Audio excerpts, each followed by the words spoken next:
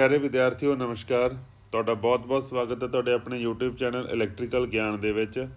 ਅੱਜ ਇਸ ਵੀਡੀਓ ਦੇ ਵਿੱਚ ਅਸੀਂ ਡਾਊਟਸ ਲੈਣ ਜਾ ਰਹੇ ਹਾਂਗੇ। ਕੁਝ ਬੱਚਿਆਂ ਨੇ ਸਾਥੋਂ ਇਹਨਾਂ ਨੇ ਕੋਰਸ ਪਰਚੇਜ਼ ਕੀਤਾ ਹੋਇਆਗਾ। ਉਹ ਜਦੋਂ ਸਾਨੂੰ ਡਾਊਟਸ ਭੇਜਦੇ ਆ ਜਿਹਦੇ ਵਿੱਚੋਂ ਮੈਨੂੰ ਜਿਹੜੇ ਲੱਗਦੇ ਹੈਗੇ ਕਿ ਇੰਪੋਰਟੈਂਟ ਡਾਊਟਸ ਨੇਗੇ, ਤੁਹਾਨੂੰ ਸਭ ਦੇ ਲਈ ਉਹ ਬਹੁਤ ਹੈਲਪਫੁਲ ਹੋਣ ਵਾਲੇ ਨੇਗੇ, ਉਹਨਾਂ ਦੀ ਮੈਂ ਵੀਡੀਓਜ਼ ਲਗਾਤਾਰ ਬਣਾਉਂਦਾ ਰਹਿਣਾ ਗਾ। ਅੱਜ ਇਹ ਵੀਡੀਓ ਵੀ ਉਸੇ ਡਾਊਟ ਸੈਸ਼ਨ ਦਾ ਇੱਕ ਪਾਰਟ ਹੈਗਾ। ਮੈਨੂੰ ਉਮੀਦ ਹੈ ਕਿ ਜਿਹੜੇ ਡਾਊਟਸ ਨੇ ਤੁਹਾਡੇ ਵਾਸਤੇ, ਤੁਹਾਡੇ ਆਪਣੇ ਕਨਸੈਪਟ ਕਲੀਅਰ ਕਰਨ ਵਾਸਤੇ ਕਾਫੀ ਹੈਲਪਫੁਲ ਹੋਣਗੇ। ਤਾਂ ਸਭ ਤੋਂ ਪਹਿਲਾਂ ਮੈਂ ਸਟਾਰਟ ਕਰਦਾ ਪਹਿਲੇ ਕੁਐਸਚਨ ਨੂੰ। ਇਸ ਕੁਐਸਚਨ ਦੇ ਵਿੱਚ ਉਹਨੇ ਇਕੁਇਵਲੈਂਟ ਰੈਜ਼ਿਸਟੈਂਸ ਦਾ ਕੁਐਸਚਨ ਹੈ ਜੀ ਇਹ। ਇਸ ਕੁਐਸਚਨ ਦੇ ਵਿੱਚ ਉਹਨੇ ਪੁੱਛਿਆ ਹੈ ਕਿ 8 resistances are connected in and each resistance have 10 ohm resistance.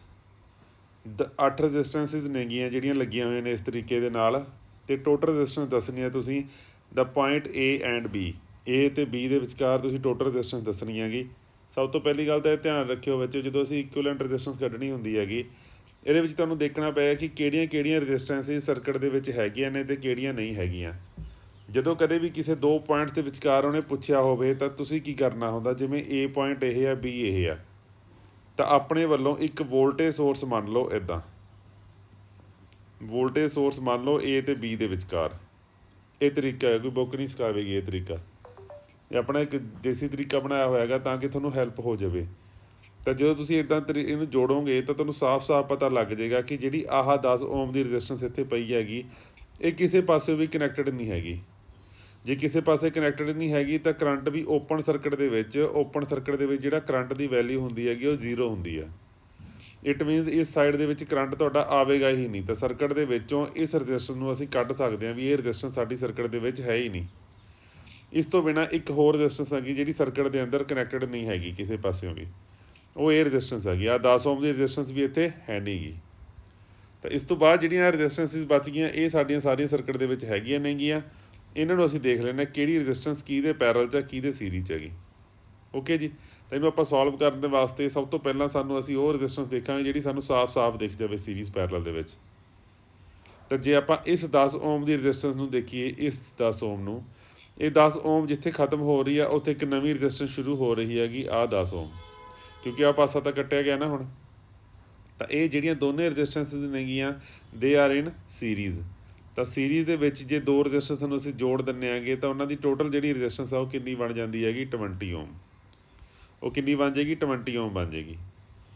ਤਾਂ ਉੱਪਰ ਜਿਹੜੀ ਆਹ 10 ਓਮ ਅਤੇ ਇਹ 10 ਓਮ ਆ, ਇਹ ਵੀ ਤਾਂ ਕਿਵੇਂ ਨੇ, ਇਹ ਵੀ ਤਾਂ ਸੀਰੀਜ਼ ਦੇ ਵਿੱਚ ਹੀ ਨੇਗੀਆਂ ਨਾ। ਤਾਂ ਇਸ ਪੁਆਇੰਟ ਤੋਂ ਲੈ ਕੇ ਇਸ ਪੁਆਇੰਟ ਤੱਕ ਅਸੀਂ ਇੱਕ ਹੋਰ ਰੈਜ਼ਿਸਟੈਂਸ ਬਣਾ ਲਾਂਗੇ ਜਿਹਦੀ ਰੈਜ਼ਿਸਟੈਂਸ ਕਿੰਨੀ ਹੋਵੇਗੀ, 20 ਓਮ ਹੋਵੇਗੀ। ਇਹਦੀ ਰੈਜ਼ਿਸਟੈਂਸ ਵੀ 20 ਓਮ ਹੋਵੇਗੀ। ਹੁਣ ਸਾਡੇ ਕੋਲ ਕੀ ਰਹਿ ਗਿਆ, ਜਦੋਂ ਅਸੀਂ ਇਸ ਪੁਆਇੰਟ ਦੇ ਉੱਪਰ ਪਹੁੰਚ ਗਏ, ਸਾਡੇ ਕੋਲ ਇੱਕ ਆਹ 10 ਓਮ ਦੀ ਰੈਜ਼ਿਸਟੈਂਸ ਰਹਿ ਗਈ ਜੀ, ਇੱਕ ਆਹ 10 ਓਮ ਦੀ ਰੈਜ਼ਿਸਟੈਂਸ ਰਹਿ ਗਈ, ਅਤੇ ਇੱਕ ਆਹ ਜਿਹੜਾ ਸਿਰਾ ਹੈਗਾ ਇਹ ਵਾਲਾ, ਇੱਕ 10 ਓਮ ਦੀ ਰੈਜ਼ਿਸਟੈਂਸ ਇੱਥੇ ਪਈ ਹੈ। ਇੱਦਾਂ ਲਗਾ ਲਓ। ਚਲੋ ਇਹਨੂੰ ਕੋਈ ਜ਼ਰੂਰੀ ਨਹੀਂ ਹੁੰਦਾ, ਮੇਨ ਸਾਡੇ ਕਨੈਕਸ਼ਨ ਸਹੀ ਹੋਣੇ ਚਾਹੀਦੇ ਆ। ਸ਼ੇਪ ਨਾਲ ਤੁਹਾਡਾ ਕੋਈ ਮਤਲਬ ਨਹੀਂ ਹੈਗਾ। ਅਤੇ ਇੱਥੇ ਲੱਗਿਆ ਹੋਇਆ ਹੁਣ ਤੁਹਾਡਾ ਵੋਲਟੇਜ ਸੋਰਸ। ਇੱਦਾਂ ਬਣ ਗਈ ਇਹ ਡਾਇਗਰਾਮ।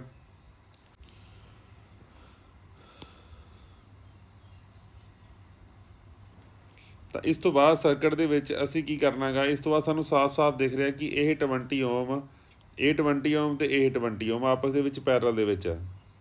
ਪੈਰਲ ਦੇ ਵਿੱਚ ਅਸੀਂ ਕਿੱਦਾਂ ਕਰਦੇ ਹੁੰਦੇ ਹਾਂ ਕਿ ਜੇ ਕਦੇ ਵੀ ਟੋਟਲ ਰੈਜ਼ਿਸਟੈਂਸ ਪੈਰਲ ਦੇ ਵਿੱਚ ਕੱਢਣੀ ਹੋਵੇ ਅਤੇ ਇੱਕ ਤੋਂ ਵੱਧ ਜਿਹੜੀਆਂ ਰੈਜ਼ਿਸਟੈਂਸਿਸ ਨੇ, if they are in parallel, ਅਤੇ ਜਿਹੜੀ ਉਹਨਾਂ ਦੀ ਵੈਲਿਊ ਸੇਮ ਆ, ਤਾਂ ਆਪਾਂ ਕਹਿੰਦੇ ਹੁੰਦੇ ਹਾਂ ਕਿ ਇੱਕ ਵੈਲਿਊ ਜਿਹੜੀ ਕੋਈ ਵੀ ਇੱਕ resistance divide by total number of path. ਤਾਂ ਸਾਡਾ ਇੱਥੋਂ ਆ ਜਾਏਗਾ 10 ਓਮ। ਠੀਕ ਹੈ। ਇੱਕ ਤਾਂ ਇਹ ਤਰੀਕਾ ਹੈਗਾ, ਇਹ ਤਰੀਕਾ ਸਿੱਖਣਾ ਬਹੁਤ ਜ਼ਰੂਰੀ ਹੈ ਕਿਉਂਕਿ ਸੈੱਲਾਂ ਦੇ ਵਿੱਚ ਇਹ ਕੰਮ ਆਉਂਦਾ ਸਾਨੂੰ। ਦੂਸਰਾ ਤਰੀਕਾ ਕੀ ਹੈ ਕਿ ਜਿਹੜਾ ਤੁਹਾਡਾ ਸਿੰਪਲ ਫਾਰਮੂਲਾ ਹੈਗਾ ਕਿ R1 multiply by R2 divide by R1 plus R2।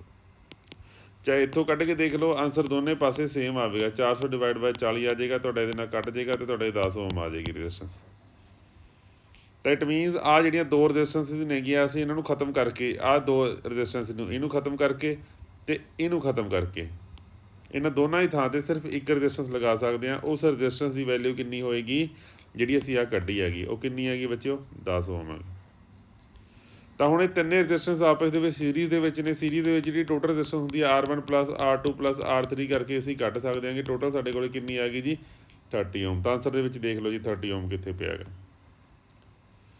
ਜੇ ਬੱਚਿਓ ਇੱਦਾਂ ਨਾ ਹੁੰਦਾ ਇਹ ਕੁਐਸਚਨ, ਜੇ ਇਹ ਕੁਐਸਚਨ ਇੱਦਾਂ ਨਾ ਹੁੰਦਾ ਜੇ ਏ ਤੇ ਬੀ ਦੀ ਥਾਂ ਤੇ ਕੁਛ ਹੋਰ ਪੁੱਛਿਆ ਹੁੰਦਾ, ਜੇ ਮੰਨ ਲਓ ਸਪੋਜ਼ ਕਰੋ ਇਹ ਕੁਐਸਚਨ ਸਾਡਾ ਸੋਲਵ ਹੋ ਗਿਆ ਨਾ, ਸਪੋਜ਼ ਕਰੋ ਉਹਨੇ ਪੁੱਛਿਆ ਹੁੰਦਾ ਕਿ ਆਹ ਪੁਆਇੰਟ ਹੈਗਾ ਡੀ, ਤੇ ਉਹਨੇ ਰੈਜ਼ਿਸਟੈਂਸ ਕਹੀ ਹੁੰਦੀ ਬੀ ਤੇ ਡੀ ਤੋਂ, ਇੱਦਾਂ ਕਿਹਾ ਹੁੰਦਾ, ਤਾਂ ਆਪਾਂ ਇੱਕ ਵੋਲਟੇਜ ਸੋਰਸ ਜਿਹੜਾ ਲਗਾਉਣਾ ਸੀਗਾ ਉਹ ਇੱਥੇ ਲਗਾਉਣਾ ਸੀਗਾ ਇੱਥੇ।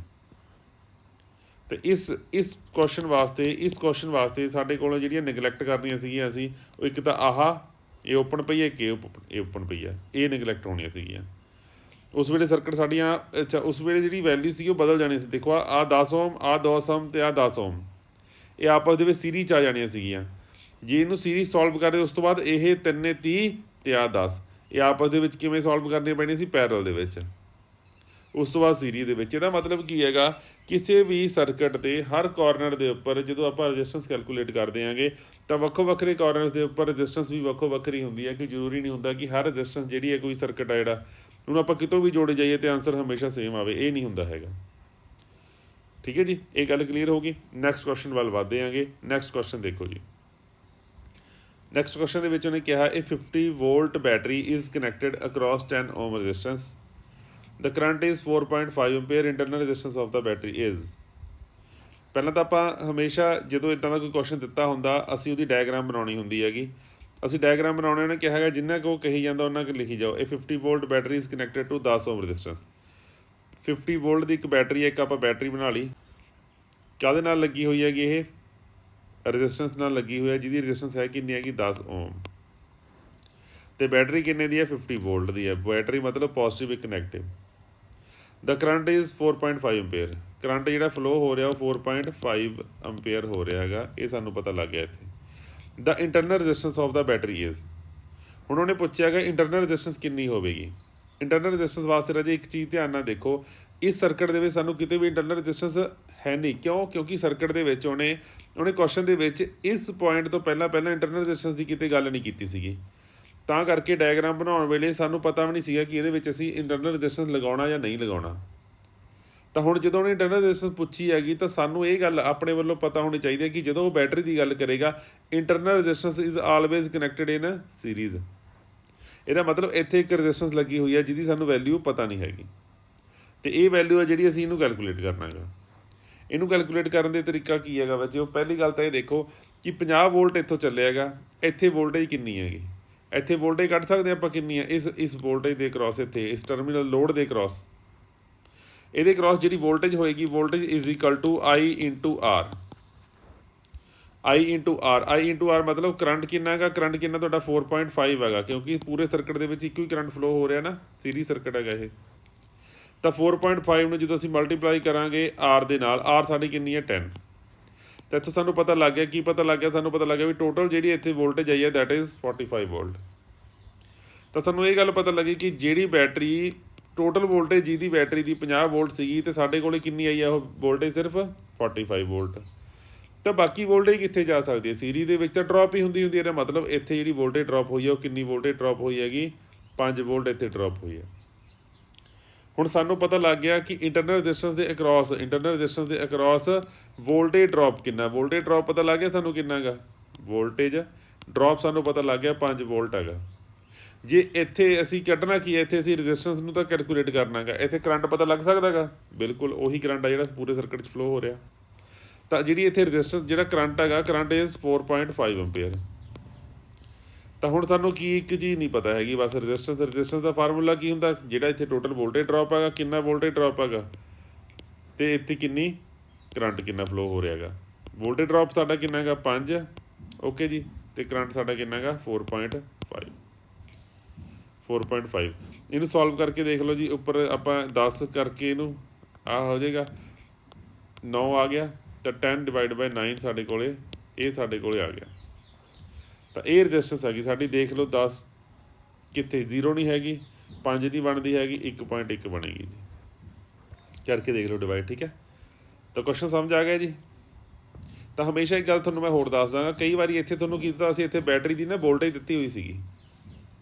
ਕਈ ਵਾਰੀ ਕੀ ਕਹਿੰਦਾ ਹੈਗਾ ਉਹ ਕਹਿੰਦਾ ਇੱਥੇ ਤਾਂ ਵੋਲਟੇਜ ਕਹਿੰਦਾ ਸੀਗਾ ਬੈਟਰੀ ਦੀ ਵੋਲਟੇਜ ਹੈ, ਕਈ ਵਾਰੀ ਕਹਿੰਦਾ ਹੈਗਾ ਉਹ open circuit voltage of a battery is 10 volt, and if load of 5 ohm is connected the voltage is 8 volt. ठीक है जी। Find the internal resistance, find the internal resistance. ਤਾਂ ਜਦੋਂ ਉਹਨੇ ਓਪਨ ਸਰਕਟ ਕਹਿਤਾ, ਹਮੇਸ਼ਾ ਬੱਚਿਓ ਕੀ ਹੁੰਦਾ, ਜੇ ਮੰਨ ਲਓ ਇੱਥੇ ਇੱਕ ਇੰਟਰਨਲ ਰੈਜ਼ਿਸਟੈਂਸ ਲੱਗੀ ਹੋਈ ਹੈ ਅਤੇ ਇੱਥੇ ਇੱਕ ਵੋਲਟੇਜ ਸੋਰਸ ਲੱਗਿਆ ਹੋਇਆ ਹੈਗਾ, ਜਿਹਨੂੰ ਓਪਨ ਸਰਕਟ ਕਰਕੇ ਆਪਾਂ ਇੱਥੇ ਵੋਲਟੇਜ ਫਾਈਂਡ ਆਊਟ ਕਰਾਂਗੇ, ਤਾਂ ਇਹ ਵੋਲਟੇਜ ਜਿਹੜੀ ਹੋਏਗੀ ਇਹ ਉਹੀ ਵੋਲਟੇਜ ਹੋਏਗੀ ਜਿਹੜੀ ਬੈਟਰੀ ਦੀ ਆਪਣੀ ਅੰਦਰਲੀ ਇੰਟਰਨਲ ਵੋਲਟੇਜ ਹੈਗੀ, ਜਿਹੜੀ ਟੋਟਲ ਪੈਦਾ ਹੋਈ ਵੋਲਟੇਜ ਹੈ। ਕਿਉਂ? ਕਿਉਂਕਿ ਓਪਨ ਸਰਕਟ ਦੇ ਅੰਦਰ ਕੋਈ ਕਰੰਟ ਫਲੋ ਨਹੀਂ ਹੁੰਦਾ ਅਤੇ ਇੰਟਰਨਲ ਰੈਜ਼ਿਸਟੈਂਸ ਦੇ ਕ੍ਰਾਸ ਵੋਲਟੇਜ ਦਾ ਡਰੋਪ ਜਿਹਦਾ ਹੁੰਦਾ ਉਹ 0 ਹੁੰਦਾ, ਤਾਂ ਕੋਈ ਡਰੋਪ ਮਾਈਨਸ ਨਹੀਂ ਹੋਏਗਾ, ਸਾਰੀ ਵੋਲਟੇਜ ਤੁਹਾਡੀ ਬਾਹਰ ਆਏਗੀ। ਤਾਂ ਇੱਥੋਂ ਸਾਨੂੰ ਪਤਾ ਲੱਗ ਜਾਂਦਾ ਹੁੰਦਾ ਵੀ ਇਹ ਜਿਹੜੀ ਵੋਲਟੇਜ ਦਿੱਤੀ ਹੋਈ ਹੈ ਕਾਹਦੀ ਦਿੱਤੀ ਹੋਈ ਹੈ, ਅੰਦਰਲੀ ਵੋਲਟੇਜ ਦਿੱਤੀ ਜਿਹੜੀ ਪੈਦਾ ਹੋਈ ਹੈ। ਹੁਣ ਦੂਜਾ ਉਹਨੇ ਕੀ ਕਿਹਾ ਹੋਏਗਾ, ਜਦੋਂ ਅਸੀਂ 5 ਓਮ ਦੀ ਇੱਕ ਰੈਜ਼ਿਸਟੈਂਸ ਲਗਾਈ ਤਾਂ ਇੱਥੇ ਜਿਹੜੀ ਵੋਲਟੇਜ ਹੈ ਕਿੰਨੀ ਵੋਲਟ ਹੋ ਗਈ, 8 ਵੋਲਟ ਆ ਗਈ। ਤਾਂ 8 ਵੋਲਟ ਹੈਗੀ, ਇੱਥੇ 5 ਓਮ ਦੀ ਰੈਜ਼ਿਸਟੈਂਸ ਹੈਗੀ, ਇੱਥੋਂ ਤੁਸੀਂ ਕਰੰਟ ਕੈਲਕੂਲੇਟ ਕਰ ਸਕਦੇ ਹੋ ਨਾ। ਤੁਹਾਨੂੰ ਵੋਲਟੇਜ ਵੀ ਦੇਤੀ ਇੱਥੇ, ਇਹਨੇ ਤੈਨੂੰ ਵੋਲਟੇਜ ਵੀ ਦੇਤੀ ਲੋਡ ਦੇ ਕ੍ਰਾਸ, ਅਤੇ ਲੋਡ ਦੀ ਰੈਜ਼ਿਸਟੈਂਸ ਵੀ ਦੇਤੀ, ਕਰੰਟ ਕੱਢ ਲਓਗੇ ਨਾ। ਜਦੋਂ ਇਹ ਕਰੰਟ ਕੱਢ ਲਿਆ ਤਾਂ ਇੱਥੇ ਸਾਨੂੰ ਪਤਾ ਹੀ ਆ ਡਰੋਪ ਕਿੰਨਾ, ਇੱਥੇ ਡਰੋਪ ਵੀ ਪਤਾ, ਕਰੰਟ ਵੀ ਪਤਾ ਸੀਰੀਜ਼ ਸਰਕਟ ਦੇ ਵਿੱਚ, ਅਤੇ ਇੱਥੇ ਰੈਜ਼ਿਸਟੈਂਸ ਆ ਜਾਊਗਾ। ਤਾਂ ਇਹ 2 ਤਰੀਕਿਆਂ ਨਾਲ ਕੁਐਸਚਨ ਪੁੱਛਦਾ ਬੱਚਿਓ, ਇਹਦਾ ਧਿਆਨ ਰੱਖਣਾ ਹੈਗਾ। ਠੀਕ ਹੈ।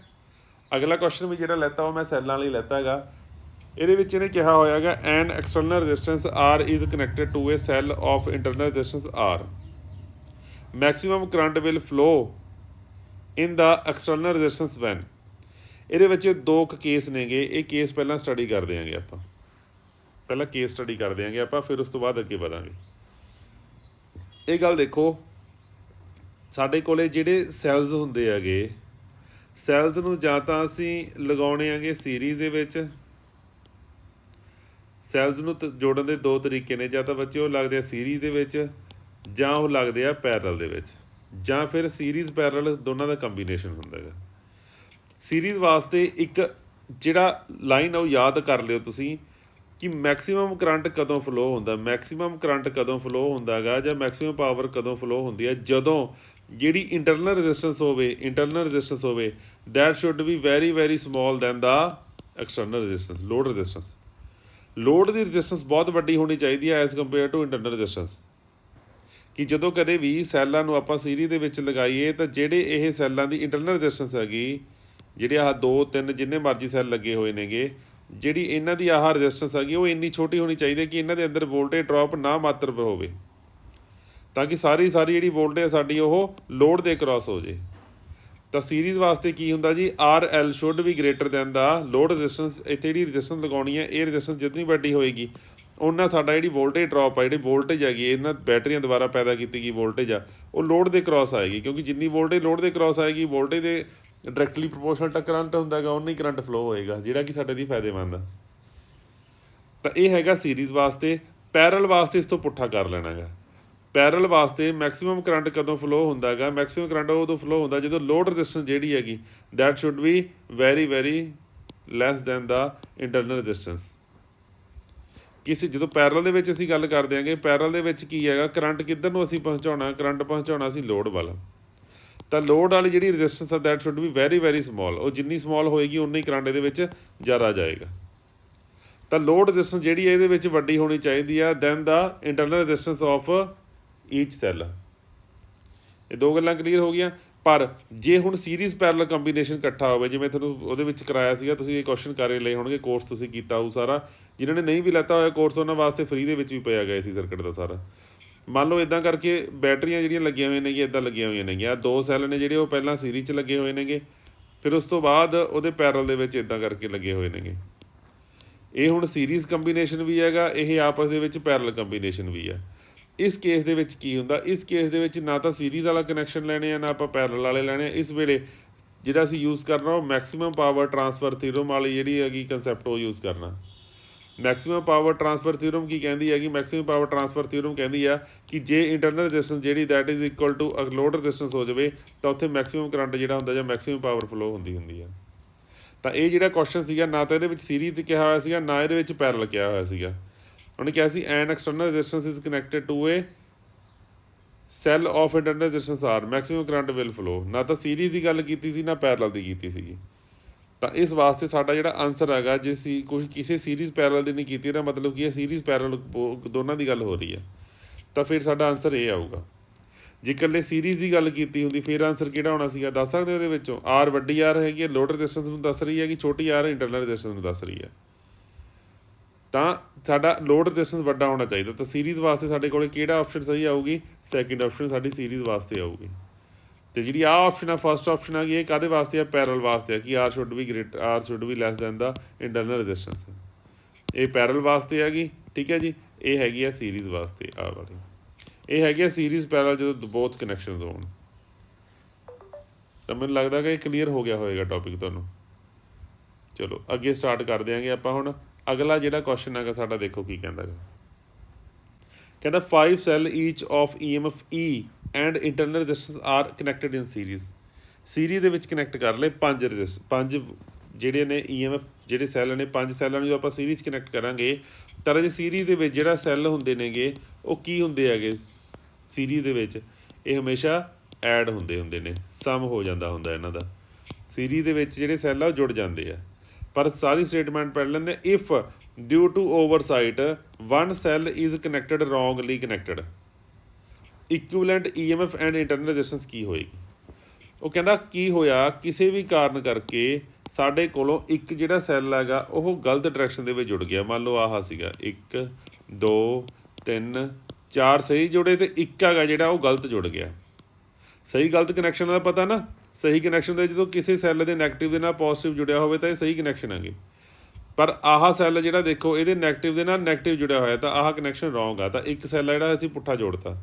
ਇਹਦੇ ਹਿਸਾਬ ਨਾਲ ਬਾਕੀ ਜਿਹੜੇ 4 ਸੈੱਲ ਆ ਉਹ ਤਾਂ ਸਹੀ ਨੇ ਨਾ, ਪਰ ਇੱਕ ਸੈੱਲ ਸਾਡਾ ਪੁੱਠਾ ਜੁੜਿਆ ਹੋਇਆ ਹੈਗਾ। ਤਾਂ ਇੱਥੇ ਜਿਹੜੀ ਟੋਟਲ ਰੈਜ਼ਿਸਟੈਂਸ ਹੋਏਗੀ, ਇਹ ਗੱਲ ਯਾਦ ਰੱਖਿਓ, ਜਦੋਂ ਕਦੇ ਵੀ ਇੱਕ ਸੈੱਲ ਪੁੱਠਾ ਜੁੜੇਗਾ ਬੱਚੇ, ਇੱਕ ਸੈੱਲ ਇਹਦੇ ਆਪਦੇ ਨਾਲ ਵਾਲੇ ਸੈੱਲ ਨੂੰ ਲੈ ਕੇ ਮਰੇਗਾ। ਇੱਕ ਸੈੱਲ ਜਦੋਂ ਅਸੀਂ ਗਲਤ ਜੋੜਾਂਗੇ ਤਾਂ ਸਾਨੂੰ ਨੁਕਸਾਨ ਇੱਕ ਦਾ ਨਹੀਂ ਸਗੋਂ 2 ਸੈੱਲਾਂ ਦਾ ਨੁਕਸਾਨ ਹੋਏਗਾ। ਤਾਂ ਸਾਡੇ ਕੋਲੇ ਪਿੱਛੇ ਬਚ ਕਿੰਨੇ ਗਏ ਟੋਟਲ ਸੈੱਲ? 3। ਤਾਂ ਜੇ ਇੱਕ ਦੀ ਜਿਹੜੀ ਵੋਲਟੇਜ ਹੈਗੀ ਉਹ E ਹੈਗੀ, ਤਾਂ 3 ਦੀ ਵੋਲਟੇਜ ਕਿੰਨੀ ਹੋਏਗੀ? 3E ਹੋਏਗੀ।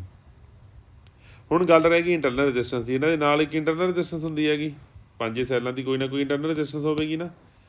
ਹੁਣ ਸੈੱਲ ਚਾਹੇ ਪੁੱਠਾ ਜੁੜੇ ਸਿੱਧਾ ਜੁੜੇ ਉਹ ਅਲੱਗ ਗੱਲ ਆ, ਪਰ ਜਿਹੜੀ ਰੈਜ਼ਿਸਟੈਂਸ ਹੁੰਦੀ ਹੈਗੀ ਸੀਰੀਜ਼ ਦੇ ਵਿੱਚ ਰੈਜ਼ਿਸਟੈਂਸ ਹਮੇਸ਼ਾ ਜੁੜਦੀ ਹੁੰਦੀ ਆ, ਕਿਉਂਕਿ ਰੈਜ਼ਿਸਟੈਂਸ ਦੀ ਉਹ ਬਾਈਲੇਟਰਲ ਹੈਗਾ ਜਿਹੜਾ ਰੈਜ਼ਿਸਟੈਂਸ, ਉਹਦੀ ਕੋਈ ਸਿੱਧ ਪੁੱਠ ਨਹੀਂ ਹੁੰਦੀ। ਉਹ ਕੋਈ ਜ਼ਰੂਰੀ ਨਹੀਂ ਹੁੰਦਾ ਵੀ ਕਿਵੇਂ ਜੋੜਨਾ ਹੈਗਾ ਉਹਨੂੰ, ਕਿਸੇ ਪਾਸੇ ਮਰਜ਼ੀ ਜੋੜੋ, ਰੈਜ਼ਿਸਟੈਂਸ ਨੇ ਆਪਣਾ ਕੰਮ ਕਰਨਾ ਹੀ ਕਰਨਾ, ਉਹਨੇ ਕਰੰਟ ਨੂੰ ਰੋਕਣਾ। ਤਾਂ ਜੇ ਇੱਥੇ 5 ਸੈੱਲ ਸੀਗੇ ਤਾਂ ਜਿਹੜੀ ਰੈਜ਼ਿਸਟੈਂਸ ਆਊਗੀ ਸਾਡੀ ਉਹ 5R ਹੀ ਆਏਗੀ। ਉਹ ਸੈੱਲ ਚਾਹੇ ਸਿੱਧੇ ਸਾਰੇ ਗਲਤ ਜੋੜ ਦਿਓ, ਪਰ ਰੈਜ਼ਿਸਟੈਂਸ ਜਿਹੜੀ ਹੈਗੀ ਉਹ ਟੋਟਲ ਰੈਜ਼ਿਸਟੈਂਸ ਦਾ ਸਾਨੂੰ ਸਾਹਮਣਾ ਕਰਨਾ ਹੀ ਪਏਗਾ। ਤਾਂ ਸਾਡਾ ਜਿਹੜਾ ਆਨਸਰ ਹੈਗਾ ਉਹ 3E ਤੇ 5R, ਇਹ ਵਾਲਾ ਆਨਸਰ ਆ ਸਾਡਾ। ਕਾਫੀ ਇੰਪੋਰਟੈਂਟ ਕੁਐਸਚਨ ਸੀਗਾ ਇਹ ਵੀ। ਕਲੀਅਰ ਹੋ ਗਈ ਜੀ ਗੱਲ ਇਹ। ਅੱਗੇ ਚੱਲਦੇ ਆਂਗੇ ਆਪਾਂ ਹੁਣ ਅਗਲੇ ਕੁਐਸਚਨ ਦੇ ਵਿੱਚ। ਦੇਖੋ ਕੀ ਕਹਿ ਰਿਹਾ ਹੈਗਾ ਅਗਲੇ ਕੁਐਸਚਨ ਦੇ ਵਿੱਚ। ਉਹਨੇ ਪੁੱਛਿਆ ਗਾ ਕਿ ਸਰਕਟ ਦਿੱਤਾ ਹੋਇਆ ਸਾਨੂੰ, resistance R is connected, R is increased. ਆਹ ਜਿਹੜੀ ਰੈਜ਼ਿਸਟੈਂਸ R ਹੈਗੀ ਆਹ ਵਾਲੀ, ਇਹ ਵਾਲੀ ਰੈਜ਼ਿਸਟੈਂਸ ਨੂੰ ਕਹਿੰਦਾ ਵਧਾ ਰਹੇ ਹਾਂ ਆਪਾਂ। What will be the effect of galvanometer reading if the internal resistance of battery is 0। ਜੇ ਇੰਟਰਨਲ ਰੈਜ਼ਿਸਟੈਂਸ ਜਿਹੜੀ ਬੈਟਰੀ ਦੀ ਉਹ 0 ਆ, ਇਹਦਾ ਮਤਲਬ ਜੇ ਬੈਟਰੀ ਦੀ ਇੰਟਰਨਲ ਰੈਜ਼ਿਸਟੈਂਸ 0 ਆ ਤਾਂ ਇਹ ਬੈਟਰੀ ਕਿੱਦਾਂ ਦੀ ਬੈਟਰੀ ਆ? ਪਤਾ ਕਿੱਦਾਂ ਦੀ ਬੈਟਰੀ ਹੈ? ਇਹ ਆਈਡਲ ਬੈਟਰੀ ਹੈਗੀ। ਤੇ ਆਈਡਲ ਬੈਟਰੀ ਕੀ ਹੁੰਦੀ ਹੈਗੀ? ਉਹ ਹਮੇਸ਼ਾ ਲੋਡ ਨੂੰ ਸੇਮ ਵੋਲਟੇਜ ਦਿੰਦੀ ਹੁੰਦੀ ਆ। ਜਿਹੜੀ ਬੈਟਰੀ ਜਿਹੜੀ ਆਈਡਲ ਹੋਵੇ, ਪ੍ਰੈਕਟੀਕਲ ਬੈਟਰੀ ਦੀ ਕੋਈ ਨਾ ਕੋਈ ਇੰਟਰਨਲ ਰੈਜ਼ਿਸਟੈਂਸ ਸੀਰੀਜ਼ ਦੇ ਵਿੱਚ ਲੱਗੀ ਹੀ ਹੋਵੇਗੀ ਹਮੇਸ਼ਾ, ਪਰ ਜਿਹੜੀ ਆਈਡਲ ਹੁੰਦੀ ਆ ਉਹਦੀ ਜਿਹੜੀ ਇੰਟਰਨਲ ਰੈਜ਼ਿਸਟੈਂਸ ਹੁੰਦੀ ਆ ਉਹ 0 ਹੁੰਦੀ ਹੈਗੀ। ਤਾਂ ਇਹਦੇ ਮਤਲਬ ਕੀ ਹੈਗਾ ਬੱਚਿਓ? ਉਹ ਕੀ ਕਹਿੰਦਾ ਰੈਜ਼ਿਸਟੈਂਸ ਨੂੰ, ਅੱਛਾ ਇਹਨੂੰ ਪਤਾ ਕਿਵੇਂ ਕਰੀਦਾ ਹੁੰਦਾ ਕੁਐਸਚਨ ਨੂੰ? ਹਮੇਸ਼ਾ ਜਦੋਂ ਇੱਦਾਂ ਦਾ ਕੁਐਸਚਨ ਆ ਜਾਏ ਸਟੇਟਮੈਂਟ ਵਾਲਾ, ਤੁਸੀਂ ਆਪਣੇ ਵੱਲੋਂ ਕੋਈ ਨਾ ਕੋਈ ਵੈਲਿਊ ਮੰਨ ਲਿਆ ਕਰੋ। ਆਪਾਂ ਇੱਕ ਕੰਮ ਕਰਦੇ ਹਾਂ, ਆਪਾਂ ਵੈਲਿਊ ਮੰਨ ਦਿਆਂਗੇ ਇੱਥੇ ਆਪਾਂ ਮੰਨ ਲੈਂਦੇ ਵੀ ਇਹ ਬੈਟਰੀ ਹੈ ਜਿਹੜੀ ਉਹਦੀ ਵੋਲਟੇਜ ਹੈਗੀ ਆ 10 ਵੋਲਟ, ਠੀਕ ਹੈ ਜੀ। ਉਸ ਤੋਂ ਬਾਅਦ ਇਹ ਰੈਜ਼ਿਸਟੈਂਸ ਲੱਗੀ ਹੋਈ ਆ, ਉਹਨੇ ਕਿਹਾ ਇਹਨੂੰ ਰੈਜ਼ਿਸਟੈਂਸ ਨੂੰ ਵਧਾਉਣਾ ਗਾ। ਤਾਂ ਪਹਿਲਾਂ ਯਾਦ ਰੱਖਿਓ ਬੱਚਿਓ, ਵਧਾਉਣਾ ਤਾਂ ਬਾਅਦ 'ਚੋਂ, ਪਹਿਲਾਂ ਘੱਟ ਵੇਲੇ ਰੈਜ਼ਿਸਟੈਂਸ ਕੱਢ ਲਓ ਪਹਿਲਾਂ ਕੀ ਹੋਏਗੀ। ਉਹਨੇ ਕਿਹਾ ਹੈਗਾ what will be if R is increase ਦੀ ਗੱਲ ਤਾਂ ਬਾਅਦ 'ਚੋਂ ਕਰਾਂਗੇ ਆਪਾਂ। ਤਾਂ ਪਹਿਲਾਂ ਉਸ ਤੋਂ ਕੇਸ ਇੰਕਰੀਜ਼ ਤੋਂ ਪਹਿਲਾਂ ਦਾ ਕੇਸ ਕੀ ਹੈ ਪਹਿਲਾਂ ਉਹ ਤਾਂ ਦੇਖ ਲਈਏ, ਫਿਰ ਇਹ ਪਤਾ ਲੱਗੂ ਵਧਾਉਣ ਨਾਲ ਕੀ ਹੋਏਗਾ। ਤਾਂ ਜੇ ਆਪਾਂ ਇੱਦਾਂ ਇੱਥੇ ਅੱਛਾ ਉਸ ਤੋਂ ਬਾਅਦ ਇਹ ਗਲਵੈਨੋਮੀਟਰ ਨੂੰ ਜੇ ਆਪਾਂ ਧਿਆਨ ਨਾਲ ਦੇਖੀਏ ਬੱਚਿਓ, ਤੁਹਾਨੂੰ extension of range of galvanometer ਦੇ ਵਿੱਚ ਦੱਸਿਆ ਸੀਗਾ ਕਿ ਜਦੋਂ ਕਦੇ ਵੀ ਗਲਵੈਨੋਮੀਟਰ ਦੇ ਸੀਰੀਜ਼ ਦੇ ਵਿੱਚ ਕੋਈ ਰੈਜ਼ਿਸਟੈਂਸ ਲਗਾਉਣੇ ਆਂਗੇ ਤਾਂ ਇਹ ਗਲਵੈਨੋਮੀਟਰ ਨਾ ਹੋ ਕੇ ਕੀ ਬਣ ਜਾਂਦਾ? ਤਾਂ ਵੋਲਟ ਮੀਟਰ ਬਣ ਜਾਂਦਾ। ਜਾਂ ਤੁਸੀਂ ਕਨੈਕਸ਼ਨਾਂ ਤੋਂ ਦੇਖ ਸਕਦੇ ਹੋਗੇ, ਇੱਕ ਤਾਂ ਇੱਥੋਂ ਪਤਾ ਲੱਗ ਗਿਆ ਵੀ ਸੀਰੀਜ਼ ਦੇ ਵਿੱਚ ਰੈਜ਼ਿਸਟੈਂਸ ਲੱਗੀ ਹੈ ਵੋਲਟ ਮੀਟਰ, ਇੱਕ ਇਹ ਇੱਥੋਂ ਪਤਾ ਲੱਗਿਆ ਕਿ ਲੱਗਿਆ ਕਿਵੇਂ ਹੋਇਆ, ਇਹ ਪੈਰਲਲ ਦੇ ਵਿੱਚ ਲੱਗਿਆ ਹੋਇਆ। ਤੇ ਪੈਰਲਲ ਦੇ ਵਿੱਚ ਲੱਗਣ ਵਾਲਾ ਇੰਸਟਰੂਮੈਂਟ ਕੀ ਹੁੰਦਾ ਹੈਗਾ? ਵੋਲਟ ਮੀਟਰ ਹੁੰਦਾ ਹੈਗਾ। ਇਹਦਾ ਮਤਲਬ ਉਹ ਕੀ ਪੁੱਛ ਰਿਹਾ ਸਾਨੂੰ? ਇੱਥੇ ਵੋਲਟੇਜ ਪੁੱਛ ਰਿਹਾ ਹੈਗਾ। ਤਾਂ ਇੱਕ ਸੋਚਣ ਵਾਲੀ ਗੱਲ ਤਾਂ ਇਹ ਹੈਗੀ ਬੱਚੇ, ਵੈਸੇ ਚਲੋ ਮੈਂ ਕਰਕੇ ਵੀ ਦਿਖਾ ਦਿੰਦਾ। ਸੋਚਣ ਵਾਲੀ ਗੱਲ ਇਹ ਹੈਗੀ ਵੀ ਜਦੋਂ ਕਿਸੇ ਇੱਕ ਬੈਟਰੀ ਸੋਰਸ ਦੇ ਨਾਲ ਸਿਰਫ ਇੱਕੋ ਹੀ ਰੈਜ਼ਿਸਟੈਂਸ ਲੱਗੀ ਆ ਤਾਂ ਸਾਰੀ ਜਿਹੜੀ ਵੋਲਟੇਜ ਡ੍ਰੌਪ ਆ ਕਿੱਥੇ ਹੋਊ? ਇੱਥੇ ਹੀ ਹੋਊਗਾ। ਚੈੱਕ ਕਰਕੇ ਦੇਖ ਲਓ ਟੋਟਲ ਜਿਹੜਾ ਕਰੰਟ ਹੈ ਇੱਥੇ ਕਿੰਨਾ ਆ ਰਿਹਾ ਹੈਗਾ? 10 ਡਿਵਾਈਡ ਬਾਈ 2 ਕਰਕੇ 5 ਐਂਪੀਅਰ ਕਰੰਟ ਆ ਰਿਹਾ ਹੈਗਾ। ਤੇ ਜਿਹੜਾ 5 ਐਂਪੀਅਰ ਕਰੰਟ ਜਦੋਂ ਇੱਥੋਂ ਲੰਘੇਗਾ 10 ਦੇ ਵਿੱਚ ਦੀ ਟੋਟਲ ਜਿਹੜੀ ਵੋਲਟੇਜ ਹੋਏਗੀ ਉਹ 10 ਹੋਏਗੀ। ਹੁਣ ਮੰਨ ਲਓ ਕਹਿੰਦਾ ਵਧਾ ਦਿਓ ਇਹਨੂੰ, ਵਧਾ ਲੈਂਦੇ ਹਾਂ, ਕੋਈ ਗੱਲ ਨਹੀਂ। ਫਿਰ ਵੀ ਕੀ ਹੋਏਗਾ? ਕੁਝ ਵੀ ਨਹੀਂ ਹੋਏਗਾ। ਦੇਖੋ ਵਧਾ ਲੈਂਦੇ ਹਾਂ ਆਪਾਂ 2 ਦੀ ਥਾਂ 'ਤੇ ਇਹਨੂੰ ਰੈਜ਼ਿਸਟੈਂਸ ਨੂੰ ਵਧਾ ਲਈਏ, ਕਿੰਨਾ ਵਧਾ ਲਈਏ? 5 ਕਰ ਲੈਂਦੇ ਹਾਂ। ਚਲੋ 2 ਦੀ ਥਾਂ 'ਤੇ ਆਪਾਂ ਇਹਨੂੰ 5 ਕਰ ਲਿਆ। ਤਾਂ 5 ਕਰਕੇ ਜਦੋਂ ਅਸੀਂ ਦੇਖਿਆ ਹੁਣ ਸਾਡੇ ਕੋਲ ਕਰੰਟ ਕਿੰਨਾ ਆ ਗਿਆ? 10 ਡਿਵਾਈਡ ਬਾਈ 5 ਕਰਕੇ 2 ਐਂਪੀਅਰ ਆ ਗਿਆ। ਤਾਂ 2 ਐਂਪੀਅਰ ਜਦੋਂ ਇਹਦੇ ਵਿੱਚ ਦੀ ਲੰਘਾ ਕੇ ਉੱਥੇ ਵੋਲਟੇਜ ਪਤਾ ਕੀਤੀ ਆਪਾਂ, ਹੁਣ ਫਿਰ ਆਪਣੀ ਵੋਲਟੇਜ 10 ਵੋਲਟੇਜ ਆ ਗਈ।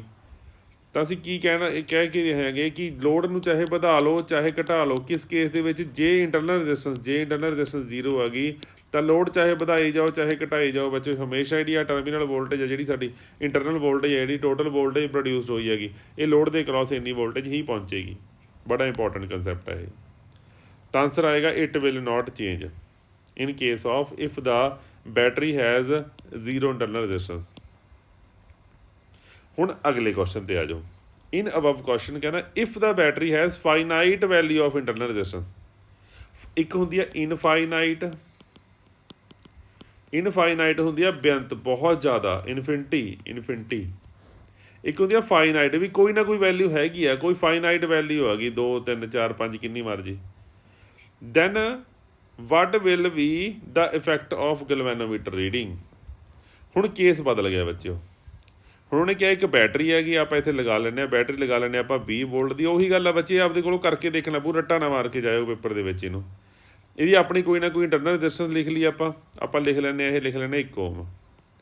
ਤਾਂ ਇਹਦੇ ਨਾਲ ਆਪਾਂ ਇੱਥੇ ਵੋਲਟੇਜ ਇੱਥੇ ਆਪਾਂ ਰੈਜ਼ਿਸਟੈਂਸ ਮੰਨ ਲੈਂਦੇ ਹਾਂ ਕੋਈ ਵੀ, ਠੀਕ ਹੈ ਜੀ। ਇੱਥੇ ਆਪਾਂ ਮੰਨ ਲਈ, ਸਪੋਜ਼ ਕਰੋ ਇਹ 4 ਓਮ ਮੰਨ ਲਿਆ ਆਪਾਂ। ਤਾਂ ਇੱਥੇ ਦੇਖਦੇ ਹਾਂ ਗੈਲਵੇਨੋਮੀਟਰ ਜਿਹੜਾ ਰੀਡਿੰਗ ਦੇਊਗਾ ਇਹ ਸਾਨੂੰ ਕਿੰਨੀ ਦੇਊਗਾ। ਸਭ ਤੋਂ ਪਹਿਲਾਂ ਤਾਂ ਕੱਢਣਾ ਪਏਗਾ ਸਾਨੂੰ ਕਰੰਟ ਦੀ ਵੈਲਿਊ ਜਿਹੜੀ ਹੁੰਦੀ ਹੈਗੀ ਟੋਟਲ ਵੋਲਟੇਜ ਡਿਵਾਈਡ ਬਾਏ, ਹਾਂਜੀ, total voltage divide by total resistance ਹੁੰਦੀ ਹੈਗੀ। ਤਾਂ ਟੋਟਲ ਰੈਜ਼ਿਸਟੈਂਸ ਹੈ ਕਿੰਨੀ ਹੈ? 4 ਤਾਂ ਆ ਗਈ, 1 ਆ ਗਈ। ਤਾਂ ਟੋਟਲ ਰੈਜ਼ਿਸਟੈਂਸ ਕਿੰਨੀ ਆ ਗਈ ਸਾਡੀ? 5। 4 ਤੇ 1 5 ਹੁੰਦਾ ਨਾ। ਤਾਂ 20 ਨੂੰ ਜਦੋਂ ਆਪਾਂ 5 ਦੇ ਨਾਲ ਡਿਵਾਈਡ ਕਰਾਂਗੇ ਸਾਡੇ ਕੋਲ ਟੋਟਲ ਆ ਕਿੰਨਾ ਜਾਊਗਾ? ਕਰੰਟ ਸਾਡਾ ਕਿੰਨਾ ਆ ਜਾਊਗਾ? 4 ਐਂਪੀਅਰ ਆ ਜਾਊਗਾ। ਤਾਂ ਸਾਨੂੰ ਇੱਥੋਂ ਕੀ ਪਤਾ ਲੱਗਿਆ? ਸਾਡੇ ਕੋਲ ਜਿਹੜਾ ਟੋਟਲ ਕਰੰਟ ਆਇਆ ਹੈਗਾ 20 ਨੂੰ ਜਦੋਂ ਆਪਾਂ 5 ਦੇ ਨਾਲ ਡਿਵਾਈਡ ਕੀਤਾ ਤਾਂ ਸਾਡੇ ਕੋਲ ਟੋਟਲ ਜਿਹੜਾ ਕਰੰਟ ਆਇਆ ਹੈਗਾ ਉਹ ਕਿੰਨਾ ਆਏਗਾ? 4 ਐਂਪੀਅਰ ਆਏਗਾ। ਤਾਂ 4 ਐਂਪੀਅਰ ਕਰੰਟ ਆ ਜਿਹੜਾ ਉਹ ਇੱਥੇ ਫਲੋ ਹੋ ਰਿਹਾ ਹੈਗਾ। 4 ਐਂਪੀਅਰ ਕਰੰਟ ਜਦੋਂ ਇੱਥੇ ਫਲੋ ਹੋਇਆ, 4 ਨੂੰ ਆਪਾਂ ਮਲਟੀਪਲਾਈ ਕਰਾਂਗੇ 4 ਨਾਲ, ਤਾਂ 4 ਨੂੰ 4 ਨਾਲ ਗੁਣਾ ਕੀਤੀ, ਟੋਟਲ ਆ ਗਈ ਸਾਡੀ 16 ਵੋਲਟ। ਠੀਕ ਹੈ ਜੀ। ਇੱਥੇ ਸਾਡੀ ਕਿੰਨੀ ਆਈ ਹੈਗੀ? 4 ਨੂੰ 1 ਨਾਲ ਕੀਤਾ, ਇੱਥੇ ਆ ਗਈ ਸਾਡੀ 4 ਵੋਲਟ। ਇਹ ਗੱਲ ਕਲੀਅਰ ਹੋ ਗਈ। ਹੁਣ ਨੈਕਸਟ ਦੇਖੋ, ਉਹਨੇ ਦੂਜੇ ਕੁਐਸਚਨ ਦੇ ਵਿੱਚ ਕਿਹਾ ਸੀਗਾ ਕਿ ਜੇ ਆਪਾਂ ਇਸ ਨੂੰ ਵਧਾ ਦਈਏ, ਜੇ ਇੰਟਰਨਲ ਰੈਜ਼ਿਸਟੈਂਸ ਆਹ ਜਿਹੜੀ ਆਪਣੀ ਐਕਸਟਰਨਲ ਰੈਜ਼ਿਸਟੈਂਸ ਇਹਨੂੰ ਵਧਾ ਦਈਏ, ਵਧਾ ਕੇ ਆਪਾਂ ਇਹਨੂੰ ਮੰਨ ਲਓ ਕਰ ਲੈਂਦੇ ਹਾਂ 9 ਕਰ ਲੈਂਦੇ ਹਾਂ। ਦੇਖੋ ਹੁਣ ਆਪਾਂ ਕਰ ਲਿਆ ਵੀ ਇੱਥੇ ਰੈਜ਼ਿਸਟੈਂਸ ਲੱਗੀ ਹੋਈ ਹੈਗੀ 9 ਓਹਮ ਦੀ। ਆਪਾਂ ਇੱਦਾਂ ਦੀਆਂ ਵੈਲਿਊਜ਼ ਲਵਾਂਗੇ ਜਿਹੜੀਆਂ ਸਾਡੀਆਂ ਸੌਖੀਆਂ ਨਿਕਲ ਆਉਣ, ਠੀਕ ਆ। 9 ਤੇ 1 10 ਦੇਵਾਂਗੇ ਤਾਂ ਸਿੱਧਾ ਆਪਣਾ ਆਨਸਰ ਸਹੀ ਆ ਜਾਊਗਾ ਨਾ। ਇੱਥੇ ਅਸੀਂ ਵੋਲਟੇਜ ਸੋਰਸ ਨਹੀਂ ਬਦਲਣਾ ਹੈਗਾ, ਉਹ 20 ਵੋਲਟ ਲੈਣਾ ਹੈਗਾ। ਇੰਟਰਨਲ ਰੈਜ਼ਿਸਟੈਂਸ ਵੀ ਨਹੀਂ ਬਦਲਣੀ ਹੈਗੀ, ਇਹ ਗੱਲ ਦਾ ਧਿਆਨ ਰੱਖਿਓ। ਅੱਛਾ ਕਿਤੇ ਆਹ ਬਦਲ ਦਿਓ ਤੁਸੀਂ, ਆਹ 2 ਚੀਜ਼ਾਂ ਨਹੀਂ ਬਦਲਣੀਆਂ। ਉਹਨੇ ਇਕੱਲੀ ਰੈਜ਼ਿਸਟੈਂਸ ਬਦਲਣ ਨੂੰ ਕਿਹਾ ਹੈਗਾ, ਤਾਂ ਇਕੱਲੀ ਰੈਜ਼ਿਸਟੈਂਸ ਆਪਾਂ 9 ਕਰਤੀ 4 ਦੀ ਥਾਂ 'ਤੇ। ਤਾਂ ਇੱਥੇ ਸਾਡੇ ਕੋਲ ਟੋਟਲ ਜਿਹੜੀ ਰੈਜ਼ਿਸਟੈਂਸ ਆਈ ਹੈਗੀ, ਟੋਟਲ ਰੈਜ਼ਿਸਟੈਂਸ 9 ਤੇ 1 10 ਆ ਗਈ, 10 ਓਮ ਆ ਗਈ ਰੈਜ਼ਿਸਟੈਂਸ। ਤਾਂ ਜੇ 10 ਓਮ ਰੈਜ਼ਿਸਟੈਂਸ ਆ ਗਈ ਸਾਡੀ, ਤਾਂ ਟੋਟਲ ਜਿਹੜਾ ਕਰੰਟ ਬਣਦਾ ਪਿਆ I = V/R। V ਵੋਲਟੇਜ ਕਿੰਨੀ ਹੈ ਸਾਡੀ? ਟੋਟਲ ਵੋਲਟੇਜ ਹੈਗੀ ਆ 20 ਅਤੇ ਸਾਡੀ ਰੈਜ਼ਿਸਟੈਂਸ ਕਿੰਨੀ ਹੈ? 10। ਤਾਂ ਆ ਕਿੰਨਾ ਗਿਆ ਬੱਚਿਓ? 2 ਐਂਪੀਅਰ ਆ ਗਿਆ। ਤਾਂ ਜਦੋਂ ਆਪਾਂ ਇੱਥੇ ਕੀਤਾ 2 ਆਪਾਂ ਇੱਥੇ ਲੰਘਾਇਆ ਇਹਦੇ ਕਰੰਟ ਦੇ ਵਿੱਚ ਦੀ, ਤਾਂ 2 ਨੂੰ ਅਸੀਂ 9 ਨਾਲ ਗੁਣਾ ਕਰਕੇ ਦੇਖਿਆ ਕਿੰਨਾ ਬਣ ਗਿਆ। 2 ਨੂੰ 9 ਨਾਲ ਗੁਣਾ ਕਰਾਂਗੇ ਆਪਾਂ, ਕਿੰਨਾ ਬਣੇਗਾ ਬੱਚੇ? 18 ਵੋਲਟ। ਤਾਂ ਇਹਦਾ ਮਤਲਬ ਜਦੋਂ ਕਦੇ ਵੀ ਕੋਈ ਇੰਟਰਨਲ ਰੈਜ਼ਿਸਟੈਂਸ ਲੱਗੀ ਹੋਏਗੀ, ਜਦੋਂ ਐਕਸਟਰਨਲ ਲੋਡ ਰੈਜ਼ਿਸਟੈਂਸ ਨੂੰ ਆਪਾਂ ਵਧਾਵਾਂਗੇ ਤਾਂ ਲੋਡ ਦੇ ਕ੍ਰਾਸ ਸਾਡੀ ਵੋਲਟੇਜ ਪਹਿਲਾਂ 16 ਵੋਲਟ ਸੀ, ਹੁਣ ਸਾਡੀ ਵੋਲਟੇਜ 18 ਹੋ ਗਈ। ਤਾਂ ਜਿੰਨਾ ਲੋਡ ਦੇ ਕ੍ਰਾਸ ਰੈਜ਼ਿਸਟੈਂਸ ਜਿਹੜੀ ਹੋਊਗੀ ਉਹ ਵੱਧ ਹੋਊਗੀ, ਓਨੀ ਹੀ ਵੋਲਟੇਜ ਉੱਥੇ ਵੱਧ ਆਊਗੀ। ਤਾਂ ਇਹਦੇ ਵਿੱਚ ਆਨਸਰ ਆਊਗਾ ਇਟ ਵਿਲ ਇੰਕਰੀਜ਼। ਤਾਂ ਜਿਹੜੀ ਵੈਲਿਊ ਆ ਗਈ ਉਹ ਵੱਧ ਜਾਏਗੀ। ਹੁਣ ਜੇ ਤੁਸੀਂ ਇਹਨੂੰ ਧਿਆਨ ਨਾਲ ਦੇਖੋ, ਜੇ ਤੁਹਾਨੂੰ ਯਾਦ ਹੋਵੇ ਵੀ ਮੈਂ ਵੀ ਤਾਂ ਤੁਹਾਨੂੰ ਇਹੀ ਗੱਲ ਦੱਸ ਰਿਹਾ ਸੀ ਕਿ ਸੀਰੀਜ਼ ਸਰਕਟ ਦੇ ਅੰਦਰ ਲੋਡ ਰੈਜ਼ਿਸਟੈਂਸ ਜਿੰਨੀ ਵੱਡੀ ਹੋਏਗੀ ਇੰਟਰਨਲ ਰੈਜ਼ਿਸਟੈਂਸ ਤੋਂ, ਓਨੀ ਸਾਡੀ ਵੋਲਟੇਜ ਜਿਹੜੀ ਹੈਗੀ ਉਹ ਵੱਧ ਪਹੁੰਚੇਗੀ ਬਾਹਰਲੇ ਪਾਸੇ। ਇਹੀ ਤਾਂ ਆਪਾਂ ਸਟੇਟਮੈਂਟ ਦੇ ਵਿੱਚ ਪੜ੍ਹ ਕੇ ਆਏ ਸੀਗੇ ਉੱਪਰ। ਕਲੀਅਰ ਹੋ ਗਈ ਜੀ ਗੱਲ ਇਹ। ਨੈਕਸਟ ਕੁਐਸਚਨ ਵੱਲ ਵਧਦੇ ਆਂਗੇ। The current in a coil of resistance 90 ohm is to be reduced by 90%। ਕਹਿੰਦਾ ਕੋਈ ਇੱਕ ਕੋਇਲ ਹੈਗੀ, ਉਸ ਕੋਇਲ ਦੀ ਜਿਹੜੀ ਆਪਣੀ ਰੈਜ਼ਿਸਟੈਂਸ ਹੈਗੀ ਉਹ ਹੈਗੀ ਆ 90 ਓਹਮ। ਉਹਦੇ ਅੰਦਰ ਕੋਈ ਕਰੰਟ ਜਾ ਰਿਹਾ, ਉਹਨੂੰ ਰਿਡਿਊਸ ਕਰਨਾ ਗਾ 90% ਤੱਕ। ਦੇਖੋ ਬੱਚੇ ਦੋ ਗੱਲਾਂ ਹੁੰਦੀਆਂ, ਇੱਕ ਹੁੰਦਾ ਰਿਡਿਊਸਡ ਬਾਏ 90%, ਇੱਕ ਹੁੰਦਾ ਰਿਡਿਊਸਡ ਟੂ 90%। ਜੇ ਕਿਤੇ ਲਿਖਿਆ ਹੋਵੇ ਰਿਡਿਊਸਡ ਟੂ ਦਾ ਮਤਲਬ ਹੁੰਦਾ ਵੀ 90 ਤੱਕ, ਇਹਦਾ ਮਤਲਬ 90 ਹੈਗਾ, 90 ਕਰਨਾ ਅਸੀਂ। ਟੂ ਦਾ ਮਤਲਬ ਆਪਾਂ ਕਹਿੰਦੇ ਹੈਗੇ ਬੋਂਬੇ ਟੂ ਪੂਣੇ, ਤਾਂ ਪੂਣੇ ਤੱਕ ਜਾਣਾ ਗਾ, ਠੀਕ ਹੈ। ਅਤੇ ਜੇ ਕਿਸੇ ਨੇ ਲਿਖਿਆ ਹੋਵੇ ਬੋਂਬੇ ਬਾਇਆ ਪੂਣੇ, ਤਾਂ ਪੂਣੇ ਦੇ ਵਿੱਚ ਦੀ ਹੋ ਕੇ ਜਾਣਾ ਗਾ, ਨਾ ਕਿ ਪੂਣੇ ਜਾਣਾ ਗਾ। ਮੇਰੀ ਗੱਲ ਸਮਝ ਰਹੇ ਹੋਗੇ। ਤਾਂ ਜਦੋਂ ਕਦੇ ਟੂ ਦਿੱਤਾ ਹੋਵੇ ਵੀ 290, ਤਾਂ ਟੂ ਦਾ ਮਤਲਬ ਵੀ 90 ਕਰਨਾ। ਅਤੇ ਜੇ ਲਿਖਿਆ ਹੋਵੇ ਬਾਏ 90%, ਟੋਟਲ ਪਰਸੈਂਟੇਜ ਕਿੰਨੀ ਹੁੰਦੀ ਹੈ 100% ਹੁੰਦੀ ਹੈ। 90% ਕਹਿੰਦਾ ਘਟਾ ਦਿਓ, ਤਾਂ ਰਹਿ ਕਿੰਨਾ ਜਾਊਗਾ 10% ਰਹਿ ਜਾਊਗਾ।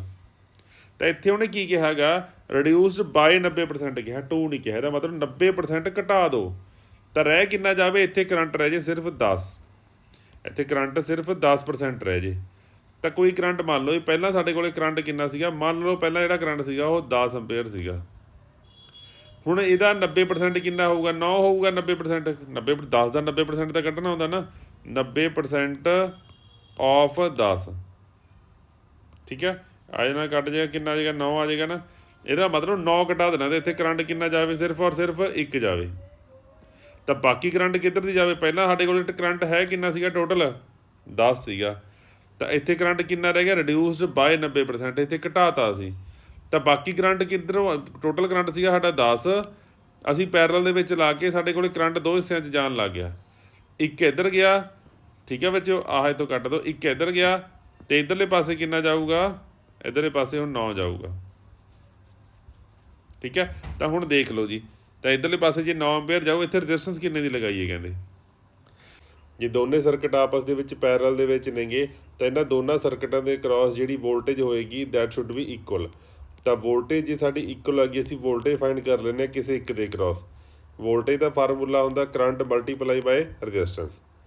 ਤਾਂ ਸਾਨੂੰ ਕਰੰਟ ਅਤੇ ਰੈਜ਼ਿਸਟੈਂਸ ਕਿੱਥੇ ਦਿੱਤੀ ਹੋਈ ਆ, ਉੱਪਰ ਵਾਲੇ ਸਰਕਟ ਦੇ ਵਿੱਚ। ਉੱਪਰ ਜਿਹੜਾ ਕਰੰਟ ਹੈਗਾ ਦੈਟ ਇਜ਼ ਕਿੰਨਾ ਹੈਗਾ ਵਿੱਚ, ਉਹ 1 ਐਂਪੀਅਰ ਹੈਗਾ, ਅਤੇ ਮਲਟੀਪਲਾਈ ਬਾਏ ਰੈਜ਼ਿਸਟੈਂਸ ਕਿੰਨੀ ਹੈਗੀ 90, ਅਤੇ ਟੋਟਲ ਸਾਡੀ ਵੋਲਟੇਜ ਕਿੰਨੀ ਆ ਗਈ 90 ਵੋਲਟ ਆ ਗਈ। ਇਹੀ ਅਸੀਂ ਇੱਥੇ ਕਰਾਂਗੇ। ਅਸੀਂ ਕੀ ਦੇਖਾਂਗੇ ਕਿ ਆਹ ਦੋ ਕਾਰਨਰਸ ਜਿਹੜੇ ਨੇਗੇ ਸੀ ਅਤੇ ਡੀ ਦੇ ਕ੍ਰਾਸ ਜਿਹੜੀ ਟੋਟਲ ਵੋਲਟੇਜ ਹੈਗੀ ਉਹ ਕਿੰਨੀ ਹੈਗੀ, ਸਾਨੂੰ ਵੋਲਟੇਜ ਪਤਾ ਹੁਣ ਉਹ 90 ਆ। ਅਤੇ ਇੱਥੇ ਜਿਹੜਾ ਕਰੰਟ ਹੈਗਾ, ਕਰੰਟ ਸਾਡਾ ਕਿੰਨਾ ਹੈਗਾ 9 ਆ। ਤਾਂ ਰੈਜ਼ਿਸਟੈਂਸ ਇਹਨੂੰ ਕਿੰਨੇ ਨਾਲ ਆਪਾਂ ਮਲਟੀਪਲਾਈ ਕਰੀਏ ਵੀ ਸਾਡਾ 90 ਬਣ ਜਾਏ, ਇੱਥੇ ਕਿੰਨਾ ਆ ਜਾਊਗਾ, ਰੈਜ਼ਿਸਟੈਂਸ ਦੀ ਵੈਲਿਊ ਆ ਜਾਏਗੀ ਜੀ 10 ਓਮ। ਤਾਂ ਕੁਐਸਚਨ ਦੇ ਵਿੱਚ ਸਾਫ਼ ਲਿਖਿਆ ਹੋਇਆ ਕਿੰਨਾ ਹੈਗਾ 10 ਓਮ। ਤਾਂ ਇਹ ਕੁਐਸਚਨ ਸੀਗਾ ਜੀ ਸਾਡਾ, ਠੀਕ ਹੈ ਜੀ। ਇੱਕ ਕੁਐਸਚਨ ਹੋਰ ਕਰ ਦਿਆਂਗੇ ਆਪਾਂ ਇਸ ਤੋਂ ਬਾਅਦ। ਅਗਲਾ ਜਿਹੜਾ ਕੁਐਸਚਨ ਹੈਗਾ ਉਹ ਇਹ ਕੁਐਸਚਨ ਹੈਗਾ ਜੀ, ਦੇਖੋ ਧਿਆਨ ਨਾਲ ਇਹਨੂੰ, ਇਹ ਬੜਾ ਹੀ ਇੰਪੋਰਟੈਂਟ ਕੁਐਸਚਨ ਹੈਗਾ। ਇਹਦੇ ਵਿੱਚ ਇੱਕ ਦੋ ਕੰਸੈਪਟ ਨਿਕਲ ਕੇ ਆਉਣਗੇ, ਉਹ ਬੜੇ ਹੀ ਖੂਬਸੂਰਤ ਕੰਸੈਪਟ ਨੇਗੇ ਇਲੈਕਟ੍ਰੀਕਲ ਇੰਜੀਨੀਅਰਿੰਗ ਦੇ। ਇਸ ਕੁਐਸਚਨ ਦੇ ਵਿੱਚ ਉਹਨੇ ਪੁੱਛਿਆ ਹੈ ਕਿ ਇੱਦਾਂ ਇੱਕ ਸਰਕਟ ਬਣਿਆ ਹੋਇਆ, ਇਸ ਦੇ ਅੰਦਰ ਦੋ ਬੈਟਰੀਜ਼ ਨੇਗੀਆਂ। ਇੱਕ ਬੈਟਰੀ ਹੈਗੀ E1, ਇੱਕ ਬੈਟਰੀ ਹੈਗੀ ਆ E2। ਇਹਨਾਂ ਦੋਨਾਂ ਬੈਟਰੀਜ਼ ਦੀ ਆਪਣੀ ਕੋਈ ਨਾ ਕੋਈ ਵੋਲਟੇਜ ਦਿੱਤੀ ਹੋਈ ਹੈ। ਇਹਨਾਂ ਨੂੰ 4 ਵੋਲਟ ਇਹਦੀ ਦਿੱਤੀ ਹੈ, 8 ਵੋਲਟ ਇਹਦੀ ਦਿੱਤੀ ਹੋਈ ਆ। ਇਹਦੇ ਪੈਰਾਂ ਦੇ ਵਿੱਚ ਇੱਥੇ ਰੈਜ਼ਿਸਟੈਂਸ ਲੱਗੀ ਹੋਈ ਹੈਗੀ, ਆਹ ਹੈਗੀ 0.5 ਓਮ, ਅਤੇ ਇੱਥੇ ਇੱਕ ਲੱਗੀ ਹੋਈ ਹੈ 1 ਓਮ। ਹੁਣ ਇਹ ਰੈਜ਼ਿਸਟੈਂਸਿਸ ਬੇਸ਼ੱਕ ਇੱਥੇ ਸ਼ੋਅ ਕੀਤੀਆਂ ਹੋਈਆਂ ਨੇ, ਪਰ ਕਿਤੇ ਦਿਖਾਈਆਂ ਨਹੀਂ ਹੋਈਆਂ। ਇੱਦਾਂ ਜੇ ਕਦੇ ਵੀ ਕਿਸੇ ਵੋਲਟੇਜ ਸੋਰਸ ਦੇ ਪੈਰ ਦੇ ਵਿੱਚ ਰੈਜ਼ਿਸਟੈਂਸ ਇੱਦਾਂ ਲਿਖੀ ਹੋਵੇ, ਤਾਂ ਇਹਦਾ ਮਤਲਬ ਇਹ ਹੁੰਦਾ ਕਿ ਇਹ ਰੈਜ਼ਿਸਟੈਂਸ ਉਹਦੀ ਇੰਟਰਨਲ ਰੈਜ਼ਿਸਟੈਂਸ ਹੈਗੀ, ਜਿਹਨੂੰ ਅਸੀਂ RN ਕਹਿੰਦੇ ਹੈਗੇ। ਤਾਂ ਇਹਦੀ ਇੰਟਰਨਲ ਰੈਜ਼ਿਸਟੈਂਸ ਦਿੱਤੀ ਹੋਈ ਹੈਗੀ ਸਾਨੂੰ, ਅਤੇ ਸਾਨੂੰ ਪੁੱਛਿਆ ਗਿਆ ਹੈਗਾ, ਇਹਦੇ ਵਿੱਚ ਉਹ ਪੁੱਛ ਰਿਹਾ ਹੈਗਾ ਕਿ ਜਿਹੜੀ ਸਾਡੀ E1 ਅਤੇ E2 ਇਹਨਾਂ ਦੋਨਾਂ ਦੀ ਵੋਲਟੇਜ ਪਤਾ ਕਰਨੀ ਹੈ, ਟੋਟਲ ਵੋਲਟੇਜ। ਜਿਹੜੀ ਆਹ E1 ਹੈਗੀ, ਇਹ E1 ਹੈਗੀ ਆ ਜਿਹੜੀ ਵੋਲਟੇਜ ਇਸ ਸੈੱਲ ਨੇ ਪੈਦਾ ਕੀਤੀ ਆ। ਪਰ ਜਦੋਂ ਅਸੀਂ ਆਪਣੇ ਵੱਲੋਂ ਇੱਕ ਰੈਜ਼ਿਸਟੈਂਸ ਲਗਾ ਦਾਂਗੇ ਇੱਥੇ, ਜਿਹੜੀ ਆਹ ਇੰਟਰਨਲ ਰੈਜ਼ਿਸਟੈਂਸ ਇਹਨੇ ਦਿੱਤੀ ਹੋਈ, ਇੱਥੇ ਆਪਾਂ ਇੱਕ ਰੈਜ਼ਿਸਟੈਂਸ ਲਗਾ ਦਾਂਗੇ ਜਿਹਦੀ ਵੈਲਿਊ ਹੋਊਗੀ ਸਾਡੀ 0.5 ਓਮ। ਆਹ 0.5 ਹੁਣ ਆਪਾਂ ਇੱਥੇ ਲਿਖ ਲੈਂਦੇ ਹੈਗੇ, ਇਹਨੂੰ ਆਪਾਂ ਇੱਥੇ ਲਿਖ ਲੈਂਦੇ 0.5 ਓਮ ਜਿਹੜੀ ਸਾਡੀ ਰੈਜ਼ਿਸਟੈਂਸ ਹੋਏਗੀ। ਇਸੇ ਤਰੀਕੇ ਨਾਲ ਆਪਾਂ ਇੱਥੇ ਇੱਕ ਰੈਜ਼ਿਸਟੈਂਸ ਲਗਾ ਲੈਂਦੇ ਜਿਹੜੀ ਆ ਇਹਦੇ ਪੈਰ 'ਚ ਦਿੱਤੀ ਹੈ 1 ਓਮ। ਜਦੋਂ ਇਹ ਦੋਨੇ ਰੈਜ਼ਿਸਟੈਂਸਾਂ ਲੱਗ ਜਾਣਗੀਆਂ, ਤਾਂ ਹੁਣ ਆਪਾਂ ਦੇਖਣਾ ਗਾ ਕਿ ਸਾਡੇ ਇੱਥੋਂ ਲੈ ਕੇ ਇੱਥੇ ਤੱਕ ਵੋਲਟੇਜ ਕਿੰਨੀ ਹੈਗੀ, ਤੇ ਇੱਥੋਂ ਤੱਕ ਲੈ ਕੇ ਇੱਥੇ ਤੱਕ ਵੋਲਟੇਜ ਕਿੰਨੀ ਹੈ, ਇਹ ਆਨਸਰ ਸਾਨੂੰ ਪੁੱਛ ਰਿਹਾ ਹੈਗਾ। ਹੁਣ ਬੱਚੇ ਇਹ ਕੁਐਸਚਨ ਕਰਨ ਤੋਂ ਪਹਿਲਾਂ ਮੈਂ ਤੁਹਾਨੂੰ ਸਿਰਫ ਇੱਕ ਛੋਟੀ ਜਿਹੀ ਗੱਲ ਦੱਸਣ ਲੱਗਿਆਗਾ। ਹਮੇਸ਼ਾ ਅਸੀਂ ਇਹੀ ਗੱਲ ਪੜ੍ਹੀ ਹੈਗੀ ਕਿ ਸਾਡੇ ਕੋਲੇ ਜੇ ਕੋਈ ਵੋਲਟੇਜ ਸੋਰਸ ਲੱਗਿਆ ਹੋਵੇ, ਉਸ ਵੋਲਟੇਜ ਸੋਰਸ ਦੇ ਅੰਦਰ ਜੇ ਕੋਈ ਰੈਜ਼ਿਸਟੈਂਸ ਲੱਗੀ ਹੋਈ ਹੈ ਜਿਹੜੀ ਉਹਦੀ ਇੰਟਰਨਲ ਰੈਜ਼ਿਸਟੈਂਸ ਹੈਗੀ, ਹਮੇਸ਼ਾ ਉਸ ਇੰਟਰਨਲ ਰੈਜ਼ਿਸਟੈਂਸ ਦੇ ਅਕਰੋਸ ਜਿਹੜਾ ਵੋਲਟੇਜ ਡ੍ਰੌਪ ਹੁੰਦਾ। ਇਹ ਗੱਲ ਪਤਾ ਸਾਨੂੰ ਸਾਰਿਆਂ ਨੂੰ। ਦੇਖੋ ਮੰਨ ਲਓ ਕਰੰਟ ਇੱਧਰ ਫਲੋ ਹੋ ਰਿਹਾ, ਇਹ ਹੈਗੇ ਆ ਕਿ ਸਾਡੀ 10 ਵੋਲਟ ਆ, ਠੀਕ ਆ। ਇਹ ਇਹਦੀ ਥਾਂ 'ਤੇ ਲੱਗਿਆ ਹੋਇਆ ਹੈਗਾ, ਇੱਥੇ ਇੱਕ ਰੈਜ਼ਿਸਟੈਂਸ ਲੱਗੀ ਹੋਈ ਹੈਗੀ, ਇੱਥੇ ਇੱਕ ਰੈਜ਼ਿਸਟੈਂਸ ਲੱਗੀ ਹੋਈ ਹੈਗੀ। ਇਹ ਲੋਡ ਰੈਜ਼ਿਸਟੈਂਸ ਹੈਗੀ, ਇਹ ਹੈਗੀ ਮੰਨ ਲਓ ਤੁਹਾਡੀ ਹੈਗੀ ਇਹ 4 ਓਮ ਦੀ, ਅਤੇ ਇਹਦੇ ਅੰਦਰ ਇੰਟਰਨਲ ਰੈਜ਼ਿਸਟੈਂਸ ਹੈਗੀ 1 ਓਮ। ਜਦੋਂ ਕਰੰਟ ਇੱਧਰ ਨੂੰ ਫਲੋ ਹੋਏਗਾ ਤਾਂ ਸਾਨੂੰ ਪਤਾ ਹੈਗਾ ਤਾਂ ਟੋਟਲ ਇਹਦੇ ਵਿੱਚ ਕਰੰਟ ਜਿਹੜਾ ਹੋਏਗਾ ਕਿੰਨਾ ਹੋਏਗਾ, I V/R। ਵੋਲਟੇਜ ਇਹਦੇ ਵਿੱਚ ਕਿੰਨੀ ਹੈਗੀ 10, ਅਤੇ ਰੈਜ਼ਿਸਟੈਂਸ ਇਹਦੇ ਵਿੱਚ ਕਿੰਨੀ ਹੈਗੀ ਬੱਚਿਓ ਟੋਟਲ 5, ਅਤੇ ਕਰੰਟ ਜਿਹੜਾ ਆ ਰਿਹਾ ਉਹ ਕਿੰਨਾ ਆ ਰਿਹਾ 2 ਐਂਪੀਅਰ। 2 ਐਂਪੀਅਰ ਕਰੰਟ ਇੱਧਰੋਂ ਨਿਕਲੇਗਾ, ਠੀਕ। 2 ਐਂਪੀਅਰ ਕਰੰਟ ਇੱਧਰੋਂ ਨਿਕਲ ਗਿਆ। ਇਸ ਦੀ ਜਿਹੜੀ ਇੰਟਰਨਲ ਰੈਜ਼ਿਸਟੈਂਸ ਹੈਗੀ 2 ਕਰੰਟ ਨੂੰ 2 ਐਂਪੀਅਰ ਨੂੰ ਜਦੋਂ ਆਪਾਂ ਇਹਦੀ ਇੰਟਰਨਲ ਰੈਜ਼ਿਸਟੈਂਸ 1 ਨਾਲ ਗੁਣਾ ਕਰਾਂਗੇ ਤਾਂ ਵੋਲਟੇਜ ਡ੍ਰੌਪ ਜਿਹੜਾ ਹੋਏਗਾ ਸਾਡਾ 1 ਓਮ ਦੇ ਕ੍ਰਾਸ ਉਹ 2 ਵੋਲਟ ਹੋਏਗਾ। ਤਾਂ ਅਸੀਂ ਕਹਿ ਸਕਦੇ ਹਾਂ ਕਿ ਇੱਥੋਂ ਲੈ ਕੇ ਇੱਥੇ ਤੱਕ ਸਾਡੀ ਜਿਹੜੀ ਟੋਟਲ ਵੋਲਟੇਜ ਹੈਗੀ ਹੈ, ਜੇ ਆਪਾਂ ਇਹਦੀ ਗੱਲ ਕਰੀਏ, ਉਹ ਜਿਹੜੀ ਹੈਗੀ ਉਹ ਹੈਗੀ 10 ਵੋਲਟ ਜਿਹੜੀ ਟੋਟਲ ਪੈਦਾ ਹੋਈ ਸੀਗੀ, ਅਤੇ 2 ਵੋਲਟ ਦਾ ਵੋਲਟੇਜ ਡ੍ਰੌਪ ਹੋ ਗਿਆ। ਟੋਟਲ ਵੋਲਟੇਜ ਕਿੰਨੀ ਹੈ 8 ਵੋਲਟ ਹੈਗੀ। ਉਹ ਚਾਹੇ ਦੇਖ ਵੀ ਲਓ ਵੀ ਇੱਥੇ ਜਿਹੜੀ ਸਾਡੀ 2 ਵੋਲਟ ਜਿਹੜੀ ਜਾ ਰਹੀ ਹੈ 2 ਐਂਪੀਅਰ ਜਿਹੜਾ ਕਰੰਟ ਜਾ ਰਿਹਾ ਹੈਗਾ, ਇੱਥੇ ਉਹ ਕਿੰਨੀ ਪੈਦਾ ਕਰ ਰਿਹਾ 8 ਵੋਲਟ ਹੀ ਪੈਦਾ ਕਰ ਰਿਹਾ ਨਾ। ਤਾਂ ਕਹਿਣ ਦਾ ਭਾਵ ਕੀ ਆ, ਇਹ ਹਮੇਸ਼ਾ ਵੋਲਟੇਜ ਦੇ ਵਿੱਚੋਂ ਵੋਲਟੇਜ ਜਿਹੜਾ ਇੰਟਰਨਲ ਰੈਜ਼ਿਸਟੈਂਸ ਦੇ ਕ੍ਰਾਸ ਵੋਲਟੇਜ ਹੁੰਦੀ ਹੈ ਹਮੇਸ਼ਾ ਮਾਈਨਸ ਹੁੰਦੀ ਆ। ਪਰ ਇਹਦਾ ਇੱਕ ਕੇਸ ਯਾਦ ਰੱਖਣਾ, ਇਹ ਉਦੋਂ ਹੋਏਗਾ ਜਦੋਂ ਕਦੇ ਵੀ ਕਰੰਟ ਦੀ ਉਹ ਡਾਇਰੈਕਸ਼ਨ ਹੋਵੇ ਜਿਹੜੀ ਡਾਇਰੈਕਸ਼ਨ ਦੇ ਵਿੱਚ ਉਹ ਵੋਲਟੇਜ ਸੋਰਸ ਦੇ ਵਿੱਚੋਂ ਨਿਕਲ ਰਿਹਾ ਹੈਗਾ। ਮੈਂ ਦੁਬਾਰੇ ਰਿਪੀਟ ਕਰਨ ਲੱਗਿਆਗਾ ਬੱਚਿਓ, ਵੀ ਜਦੋਂ ਕਦੇ ਵੀ ਜਿਹੜਾ ਕਰੰਟ ਹੈਗਾ ਕਿਸੇ ਵੀ ਸਰਕਟ ਦੇ ਅੰਦਰ ਜਿਹੜਾ ਕਰੰਟ ਆ ਕਿਸੇ ਵੋਲਟੇਜ ਸੋਰਸ ਦੇ ਪੋਜ਼ਿਟਿਵ ਦੇ ਹਿਸਾਬ ਨਾਲ ਫਲੋ ਹੋ ਰਿਹਾ ਹੋਵੇ, ਤਾਂ ਇਹਦੀ ਵੋਲਟੇਜ ਦੇ ਵਿੱਚੋਂ ਮੰਨ ਲਓ ਇਹ 10 ਵੋਲਟ ਆ, ਹਮੇਸ਼ਾ ਉਹਦੀ ਇੰਟਰਨਲ ਰੈਜ਼ਿਸਟੈਂਸ ਦੀ ਵੋਲਟੇਜ ਜਿਹੜੀ ਵੀ ਹੋਏਗੀ ਉਹ ਹਮੇਸ਼ਾ 10-2 ਹੋਏਗੀ। ਹਮੇਸ਼ਾ ਵੋਲਟੇਜ ਜਿਹੜੀ ਹੋਏਗੀ ਉਹ ਹਮੇਸ਼ਾ ਵੋਲਟੇਜ ਦੇ ਵਿੱਚੋਂ ਟੋਟਲ ਵੋਲਟੇਜ ਦੇ ਵਿੱਚੋਂ ਉਹਦੀ ਇੰਟਰਨਲ ਰੈਜ਼ਿਸਟੈਂਸ ਦਾ ਜਿਹੜਾ ਵੋਲਟੇਜ ਡ੍ਰੌਪ ਹੋਏਗਾ ਉਹ ਮਾਈਨਸ ਹੋਏਗਾ। ਇਹਦੇ ਵਾਸਤੇ ਕੰਡੀਸ਼ਨ ਕੀ ਹੈਗੀ, ਕੰਡੀਸ਼ਨ ਸਿਰਫ ਇੱਕ ਹੀ ਹੈਗੀ ਕਿ ਜਿਹੜਾ ਕਰੰਟ ਹੈਗਾ, ਕਰੰਟ ਉਸ ਜਿਹੜਾ ਵੋਲਟੇਜ ਸੋਰਸ ਹੈ ਇਹਦੇ ਪੋਜ਼ਿਟਿਵ ਦੇ ਹਿਸਾਬ ਨਾਲ ਇੱਧਰਲੇ ਪਾਸਿਓਂ ਫਲੋ ਹੋ ਰਿਹਾ ਹੋਵੇ। ਹੁਣ ਮੰਨ ਲਓ ਸਪੋਜ਼ ਕਰੋ ਕਿਸੇ ਸਰਕਟ ਦੇ ਵਿੱਚ ਇੱਕ ਆਹ ਕਰਨ ਲੱਗਿਆ ਹੋਇਆ, ਇਹ ਲੱਗੀ ਹੋਈ ਹੈ 10 ਵੋਲਟ ਬੱਚਿਓ, ਅਤੇ ਇੱਥੇ ਇੱਕ ਰੈਜ਼ਿਸਟੈਂਸ ਲੱਗੀ ਹੋਈ ਹੈ ਇੱਦਾਂ, ਉਹ ਲੱਗੀ ਹੋਈ ਹੈ ਕਿ 2 ਵੋਲਟ ਲੱਗਿਆ ਹੋਇਆ, ਕਿ ਇੱਥੇ ਰੈਜ਼ਿਸਟੈਂਸ ਨਹੀਂ, ਇੱਥੇ ਇੱਕ ਵੋਲਟੇਜ ਸੋਰਸ ਲੱਗਿਆ ਹੋਇਆ। ਤਾਂ ਬੱਚੇ ਮੇਨ ਇਸ ਪੂਰੇ ਸਰਕਟ ਦੇ ਵਿੱਚ ਮੰਨ ਲਓ ਇੱਥੇ ਇੱਕ ਆਹ ਸਰਕਟ ਹੈਗਾ 4 ਓਮ ਦੀ ਰੈਜ਼ਿਸਟੈਂਸ ਹੈਗੀ, ਤਾਂ ਮੈਨੂੰ ਦੱਸ ਸਕਦੇ ਹੋ ਵੀ ਕਰੰਟ ਇਹਦੇ ਹਿਸਾਬ ਨਾਲ ਫਲੋ ਹੋਊ ਕਿ ਇਹਦੇ ਹਿਸਾਬ ਨਾਲ ਫਲੋ ਹੋਊਗਾ। ਵੱਡਾ ਕਿਹੜਾ ਹੈਗਾ, ਇਹ 10 ਜਿਹੜਾ ਵੋਲਟ ਹੈ ਇਹ ਕਹਿੰਦਾ ਪੋਜ਼ਿਟਿਵ ਇੱਧਰ ਆ ਤਾਂ ਕਰੰਟ ਇੱਧਰ ਨੂੰ ਭੇਜੂ, ਇਹ ਕਹਿੰਦਾ ਕਰੰਟ ਇੱਧਰ ਨੂੰ ਭੇਜੂ। ਤਾਂ ਹੇਠਲੇ ਪਾਸੇ ਦੇਖੀ ਕਰੰਟ ਇੱਧਰ ਆ ਰਿਹਾ ਕਿ ਇੱਧਰ ਆ ਰਿਹਾ, ਤਾਂ ਕਿਹਦੀ ਚੱਲੇਗੀ, ਜਿਹਦੀ ਵੈਲਿਊ ਵੱਡੀ ਹੈਗੀ। ਤਾਂ ਮਤਲਬ ਕੀ ਹੈਗਾ ਬੱਚੇ, ਜਿਹੜਾ ਆਹ 2 ਵੋਲਟ ਦਾ ਸੋਰਸ ਹੈਗਾ ਇਹਨੂੰ ਅਸੀਂ ਸੋਰਸ ਨਹੀਂ ਕਹਿ ਸਕਦੇ ਹੁਣ, ਕਿਉਂਕਿ ਇਹਦੇ ਹਿਸਾਬ ਨਾਲ ਤਾਂ ਕਰੰਟ ਫਲੋ ਹੋਇਆ ਹੀ ਨਹੀਂ ਹੈਗਾ। ਇਹਨੇ ਤਾਂ ਕੀ ਕਰਾਇਆ, ਇਹਨੇ ਤਾਂ ਉਹ ਕੰਮ ਨਹੀਂ ਕਰਾਇਆ। ਇਹਨੇ ਟੋਟਲ ਵੋਲਟੇਜ ਸਾਡੀ ਹੁਣ 10 ਦੇ ਵਿੱਚੋਂ 2 ਮਾਈਨਸ ਕਰਕੇ ਟੋਟਲ ਵੋਲਟੇਜ ਸਾਡੀ 8 ਰਹਿ ਜਾਏਗੀ। ਇਹ ਇੱਕ ਤਰ੍ਹਾਂ ਦਾ ਵੋਲਟੇਜ ਸੋਰਸ ਦਾ ਕੰਮ ਨਹੀਂ ਕਰ ਰਿਹਾ, ਇਹ ਵੋਲਟੇਜ ਡ੍ਰੌਪ ਦਾ ਕੰਮ ਕਰ ਰਿਹਾ ਹੈਗਾ। ਜਦੋਂ ਕਦੇ ਵੀ 2 ਸੈੱਲ ਪੁੱਠੀ ਡਾਇਰੈਕਸ਼ਨ ਦੇ ਵਿੱਚ ਲੱਗ ਜਾਣ ਤਾਂ ਛੋਟਾ ਜਿਹੜਾ ਸੈੱਲ ਹੁੰਦਾ ਜਿਹਦੀ ਵੈਲਿਊ ਛੋਟੀ ਹੁੰਦੀ ਹੈਗੀ ਸੀਰੀਜ਼ ਦੇ ਵਿੱਚ, ਉਹ ਵੋਲਟੇਜ ਡ੍ਰੌਪ ਦਾ ਕੰਮ ਕਰਦਾ, ਨਾ ਕਿ ਵੋਲਟੇਜ ਸੋਰਸ ਦਾ ਕੰਮ ਕਰਦਾ। ਤਾਂ ਹਮੇਸ਼ਾ ਯਾਦ ਰੱਖਣਾ, ਜੇ ਇਹ ਹੈ ਜਿਹੜਾ ਇਹ ਵੋਲਟੇਜ ਸੋਰਸ ਨਾ ਕਹਿ ਕੇ ਇਹਨੂੰ ਵੋਲਟੇਜ ਡ੍ਰੌਪ ਕਵਾਂਗੇ ਨਾ ਆਪਾਂ, ਅਤੇ ਜੇ ਇਹਦੇ ਨਾਲ ਕੋਈ ਰੈਜ਼ਿਸਟੈਂਸ ਲੱਗੀ ਹੋਵੇ, ਇੱਥੇ ਰੈਜ਼ਿਸਟੈਂਸ ਲੱਗੀ ਹੋਵੇ 2 ਓਮ ਦੀ, ਅਤੇ 1 ਐਂਪੀਅਰ ਕਰੰਟ ਫਲੋ ਹੋ ਰਿਹਾ ਹੋਵੇ, ਤਾਂ ਇਹ ਵੀ ਵੋਲਟੇਜ ਡ੍ਰੌਪ ਹੈਗਾ, ਇਹ ਵੀ ਵੋਲਟੇਜ ਡ੍ਰੌਪ, ਇਹਦੇ ਕ੍ਰਾਸ ਵੀ 2 ਵੋਲਟ ਦਾ ਵੋਲਟੇਜ ਡ੍ਰੌਪ ਹੋਵੇਗਾ। 2 ਓਮ ਕਰੰਟ ਹੈਗਾ, 2 ਓਮ ਦੀ ਰੈਜ਼ਿਸਟੈਂਸ ਹੈਗੀ, ਅਤੇ 1 ਐਂਪੀਅਰ ਜਿਹੜਾ ਸਾਡਾ ਉਹ ਕਰੰਟ ਹੈਗਾ। ਚੋਰ ਚਚੇਰੇ ਭਾਈ, ਸੁਣਿਆ ਨਾ ਕਿ ਇਹ ਵੀ ਚੋਰ ਹੈਗਾ, ਇਹ ਵੀ ਵੋਲਟੇਜ ਡ੍ਰੌਪ ਆ, ਜਿਹੜੀ ਇਹਦੀ ਇੰਟਰਨਲ ਰੈਜ਼ਿਸਟੈਂਸ ਆ ਉਹ ਵੀ ਵੋਲਟੇਜ ਡ੍ਰੌਪ ਆ। ਇਹ ਦੋਨੇ ਖਾ ਰਹੇ ਨੇਗੇ ਇਸ ਵੋਲਟੇਜ ਨੂੰ। ਤਾਂ ਦੋਨੇ ਹਮੇਸ਼ਾ ਇੱਥੇ, ਹੁਣ ਇਹਦੇ ਵਿੱਚ ਇਹ ਨਹੀਂ ਹੋਏਗਾ ਵੀ ਆਹ 2 ਦੇ ਵਿੱਚ 2 ਘਟਾ ਕੇ 0 ਵੋਲਟ ਹੋ ਜਾਏਗੀ ਇਸ ਸੈੱਲ ਦੇ ਕ੍ਰਾਸ। ਇੱਥੇ ਆਪਾਂ ਕਹਾਂਗੇ ਵੀ ਟੋਟਲ ਵੋਲਟੇਜ ਜਿਹੜੀ ਹੈਗੀ ਉਹ 4 ਵੋਲਟ ਹੈਗੀ। ਇੱਥੇ ਸਰਕਟ ਦੇ ਵਿੱਚ ਜੇ ਬਹੁਤਾ ਕਾਚਾ ਮਾਚਾ ਹੋ ਗਿਆ, ਮੈਂ ਇੱਕ ਵਾਰੀ ਦੁਬਾਰਾ ਬਣਾ ਦਿੰਨਾਗਾ ਇਸ ਸਰਕਟ ਨੂੰ ਜਿੰਨਾ ਕੁ ਸੌਖਾ ਹੋ ਸਕਦਾ ਪਹਿਲਾਂ ਆਪਾਂ ਉਹਨੂੰ ਸੋਲਵ ਕਰ ਦਿਆਂਗੇ। ਇਸ ਸਰਕਟ ਨੂੰ ਮੈਂ ਦੁਬਾਰੇ ਬਣਾਉਣ ਲੱਗਿਆ, ਆਨਸਰ ਸਾਡੇ ਕੋਲ ਲਿਖੀ ਪਏ ਨੇਗੇ, ਮੈਂ ਦੁਬਾਰਾ ਬਣਾਉਣ ਲੱਗਿਆਗਾ ਇਸ ਨੂੰ, ਠੀਕ ਹੈ ਜੀ। ਇਹਦੇ ਵਿੱਚ ਸਭ ਤੋਂ ਪਹਿਲਾਂ ਤਾਂ ਉਹ ਸਰਕਟਾਂ ਨੂੰ ਸੋਲਵ ਕਰ ਲਓ ਜਿਹੜੀਆਂ ਰੈਜ਼ਿਸਟੈਂਸਾਂ ਤੁਹਾਨੂੰ ਪਤਾ ਵੀ ਸੋਲਵ ਹੋ ਸਕਦੀਆਂ ਨੇ। ਸਰਕਟ ਨੂੰ ਛੋਟਾ ਕਰੋ, ਆਹ 3 ਓਮ ਅਤੇ ਆਹ 6 ਓਮ ਆਪਸ ਦੇ ਵਿੱਚ ਕਿਵੇਂ ਨੇਗੇ ਇਹ, 3 ਤੇ 6 ਆਪਸ ਦੇ ਵਿੱਚ ਕਿਵੇਂ ਨੇ ਬੱਚੇ, ਇਹ ਪੈਰਲ ਦੇ ਵਿੱਚ ਨੇ ਨਾ, ਤਾਂ 6 ਮਲਟੀਪਲਾਈ ਬਾਈ 3, 6 + 3 ਕਿੰਨਾ ਹੋ ਗਿਆ ਇਹ 18/9, ਕਿੰਨਾ ਆ ਗਿਆ ਬੱਚੇ ਇਹ 2 ਓਮ ਆ ਗਿਆ। ਤਾਂ ਇਹਨਾਂ ਦੋਨਾਂ ਦੀ ਥਾਂ ਤੇ ਆਪਾਂ ਲਿਖਾਂਗੇ 2 ਓਮ, ਇੱਥੇ 4.5 ਆ। ਜਿਹੜੀਆਂ ਆਹ ਨੇ ਵੈਲਿਊਜ਼ ਇਹ ਵੀ ਆਪਾਂ ਇਕੱਠੀਆਂ ਕਰ ਲੈਂਦੇ ਆ, ਤਾਂ ਪੂਰੇ ਸਰਕਟ ਦੀ ਰੈਜ਼ਿਸਟੈਂਸ ਕੱਢ ਲੈਂਦੇ ਆਪਾਂ। ਆਹ ਦੇਖੋ ਮੈਂ ਦੁਬਾਰਾ ਸਰਕਟ ਬਣਾਉਣ ਲੱਗਿਆਗਾ, ਇੱਥੇ ਜਿਹੜੀ ਹੈਗੀ ਇਹ ਹੈਗੀ 4 ਵੋਲਟ, ਇਹਦੀ ਇੰਟਰਨਲ ਰੈਜ਼ਿਸਟੈਂਸ ਹੈਗੀ ਜੀ 0.5 ਓਮ, ਤੇ ਇਹਦੇ ਨਾਲ ਇੱਥੇ ਲੱਗੀ ਹੋਈ ਹੈ ਇੱਕ ਵੋਲਟੇਜ ਜਿਹੜੇ ਲੱਗੀ ਹੋਈ ਆ ਉਹ ਹੈਗੀ 8 ਵੋਲਟ। ਇਹਦੀ ਜਿਹੜੀ ਇੰਟਰਨਲ ਰੈਜ਼ਿਸਟੈਂਸ ਹੈਗੀ ਉਹ ਹੈਗੀ ਸਾਡੀ ਕਿੰਨੀ 1 ਓਮ। ਇਹਦੇ ਨਾਲ ਜਿਹੜੀ ਸਾਡੀ ਟੋਟਲ ਰੈਜ਼ਿਸਟੈਂਸ ਹੈਗੀ ਇਹਨਾਂ ਦੋਨਾਂ ਨੂੰ ਜੋੜ ਕੇ ਕਿੰਨਾ ਆਇਆ ਸੀਗਾ ਸਾਡਾ, ਕਿੰਨਾ ਆਇਆ ਸੀਗਾ ਬੱਚਿਓ, ਦੋਨਾਂ ਨੂੰ ਜੋੜ ਕੇ ਸਾਡਾ 2 ਆਇਆ ਸੀ। 2 ਇਹ ਤੇ 4.5 ਇਹ, 4.5 ਤੇ 2 ਸਾਡੇ ਕੋਲ ਕਿੰਨਾ ਬਣ ਗਿਆ 6.5 ਬਣ ਗਿਆ ਨਾ, ਇੱਥੇ ਬਣ ਗਿਆ 6.5 ਓਹਮ ਬਣ ਗਿਆ। ਹੁਣ ਮੈਂ ਇਹਨੂੰ ਡਿਲੀਟ ਕਰ ਦੇਣਾ, ਜਿਹੜਾ ਆਹ ਸਰਕਟ ਹੈ ਇਹ ਸਰਕਟ ਦੀ ਸਾਨੂੰ ਕੋਈ ਲੋੜ ਨਹੀਂ ਹੈਗੀ। ਹੁਣ ਆਪਾਂ ਉੱਪਰ ਵਾਲੇ ਸਰਕਟ ਦੇ ਵਿੱਚੋਂ ਪਹਿਲਾਂ ਤਾਂ ਇਹ ਕੱਢਦੇ ਹਾਂ ਵੀ ਪੂਰੇ ਸਰਕਟ ਦੇ ਵਿੱਚ ਟੋਟਲ ਵੋਲਟੇਜ ਕਿੰਨੀ ਹੈਗੀ ਤੇ ਟੋਟਲ ਜਿਹੜਾ ਕਰੰਟ ਹੈਗਾ ਉਹ ਕਿੰਨਾ ਹੈਗਾ। ਸਭ ਤੋਂ ਪਹਿਲਾਂ ਜੇ ਆਪਾਂ ਟੋਟਲ ਵੋਲਟੇਜ ਦੀ ਗੱਲ ਕਰੀਏ, ਟੋਟਲ ਵੋਲਟੇਜ ਕਿਵੇਂ ਕੱਢਾਂਗੇ ਆਪਾਂ ਨੂੰ ਦੇਖਣਾ ਪਏਗਾ ਨਾ, 2 ਸੈੱਲ ਲੱਗੇ ਹੋਏ ਨੇ, ਇੱਕ ਸੈੱਲ ਤੇ ਦੂਜਾ ਸੈੱਲ ਆਪਸ ਦੇ ਵਿੱਚ ਆਪੋਜ਼ਿਟ ਡਾਇਰੈਕਸ਼ਨ ਦੇ ਵਿੱਚ ਲੱਗੇ ਹੋਏ। ਇਹ ਕਰੰਟ ਕਹਿੰਦਾ ਗਾ ਵੀ ਮੈਂ ਕਰੰਟ ਜਿਹੜਾ ਹੈਗਾ ਉਹ ਇਸ ਪਾਸੇ ਨੂੰ ਦੇਵਾਂਗਾ, ਉਹ ਇਸ ਪਾਸੇ ਨੂੰ ਕਰੰਟ ਦੇ ਰਿਹਾ, ਇਹ ਕਰੰਟ ਇਸ ਪਾਸੇ ਨੂੰ ਦੇ ਰਿਹਾ। ਤਾਂ ਅਲਟੀਮੇਟਲੀ ਸਾਡੇ ਕੋਲ ਟੋਟਲ ਜਿਹੜਾ ਸਰਕਟ ਦੇ ਵਿੱਚ ਵੋਲਟੇਜ ਹੈਗੀ ਉਹ 8 - 4 ਕਰਕੇ ਸਾਡੇ ਕੋਲ ਟੋਟਲ ਵੋਲਟੇਜ ਕਿੰਨੀ ਹੈਗੀ 4 ਵੋਲਟੇਜ ਹੈ ਪੂਰੇ ਸਰਕਟ ਦੇ ਵਿੱਚ, ਕਿਉਂਕਿ 8 ਵੋਲਟ ਜਿਹੜਾ ਹੈਗਾ ਸੋਰਸ ਹੈਗਾ ਤੇ 8 ਜਿਹੜਾ 4 ਵੋਲਟ ਹੈ ਇਹ ਇੱਕ ਤਰ੍ਹਾਂ ਦਾ ਡ੍ਰੌਪ ਹੀ ਬਣ ਗਿਆ। ਤਾਂ ਟੋਟਲ ਵੋਲਟੇਜ ਸਾਡੀ 4 ਬਣ ਗਈ। ਹੁਣ ਟੋਟਲ ਰੈਜ਼ਿਸਟੈਂਸ ਕੱਢਣੀ ਆਪਾਂ, ਜਿਹੜੀ ਸਾਡੀ ਟੋਟਲ ਵੋਲਟੇਜ ਉਹ ਹੈਗੀ 4 ਵੋਲਟ, ਤੇ ਟੋਟਲ ਜਿਹੜੀ ਸਾਡੀ ਰੈਜ਼ਿਸਟੈਂਸ ਹੈਗੀ ਉਹ ਕਿਉਂਕਿ ਬਾਕੀ ਸਾਰੀਆਂ ਸੀਰੀਜ਼ 'ਚ ਲੱਗੀਆਂ 6.5 ਦੇ ਵਿੱਚ 0.5 ਜੋੜਾਂਗੇ 7 ਤੇ 8, ਤਾਂ ਟੋਟਲ ਜਿਹੜੀ ਰੈਜ਼ਿਸਟੈਂਸ ਆ ਗਈ ਉਹ ਸਾਡੀ ਆ ਗਈ 8। ਠੀਕ ਹੈ ਜੀ, 8 ਆ ਗਈ ਇਹ ਸਾਡੀ। ਹੁਣ ਅਸੀਂ ਕੱਢਾਂਗੇ ਕਰੰਟ। ਇੱਥੋਂ ਕਰੰਟ ਕੱਢਣ ਵਾਸਤੇ ਸਾਨੂੰ ਕਰਨੀ ਪਏਗੀ ਵੋਲਟੇਜ ਜਿਹੜੀ ਕਿ ਹੈਗੀ ਆ 4 ਤੇ ਹੇਠਲੇ ਪਾਸੇ ਆਪਾਂ ਲਿਖਾਂਗੇ 8, ਤਾਂ ਸਾਡੇ ਕੋਲ ਕਰੰਟ ਕਿੰਨਾ ਆ ਗਿਆ ਬੱਚਿਓ 0.5 ਐਂਪੀਅਰ ਕਰੰਟ ਆ ਗਿਆ।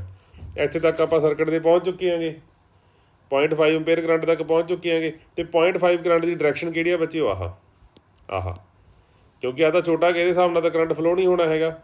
ਤਾਂ ਹੁਣ ਜਿਹੜਾ ਤਾਂ ਆਹ ਗਾ 8 ਵੋਲਟ ਇਹ ਤਾਂ ਹੈਗਾ ਵੋਲਟੇਜ ਸੋਰਸ। ਵੋਲਟੇਜ ਸੋਰਸ ਦੇ ਵਿੱਚੋਂ ਤਾਂ ਡ੍ਰੌਪ ਮਾਈਨਸ ਹੁੰਦਾ ਗਾ ਹਮੇਸ਼ਾ ਬੱਚਿਓ, ਹਮੇਸ਼ਾ। ਤੇ ਆਪਾਂ ਇਹਦਾ ਡ੍ਰੌਪ ਨਿਕਲੇਗਾ ਕਿੰਨਾ, ਇਹਦੀ ਜਿਹੜੀ ਇੰਟਰਨਲ ਰੈਜ਼ਿਸਟੈਂਸ ਹੈ 1 ਓਮ, ਇਹਦਾ ਡ੍ਰੌਪ ਕਿੰਨਾ ਗਾ, ਡ੍ਰੌਪ ਦਾ ਫਾਰਮੂਲਾ ਹੁੰਦਾ V = I × R। ਸਰਕਟ ਦੇ ਵਿੱਚ ਕਰੰਟ ਕਿੰਨਾ ਜਾ ਰਿਹਾ 0.5, ਤੇ ਸਰਕਟ ਦੇ ਵਿੱਚ ਰੈਜ਼ਿਸਟੈਂਸ ਕਿੰਨੀ ਹੈ ਬੱਚਿਓ 1।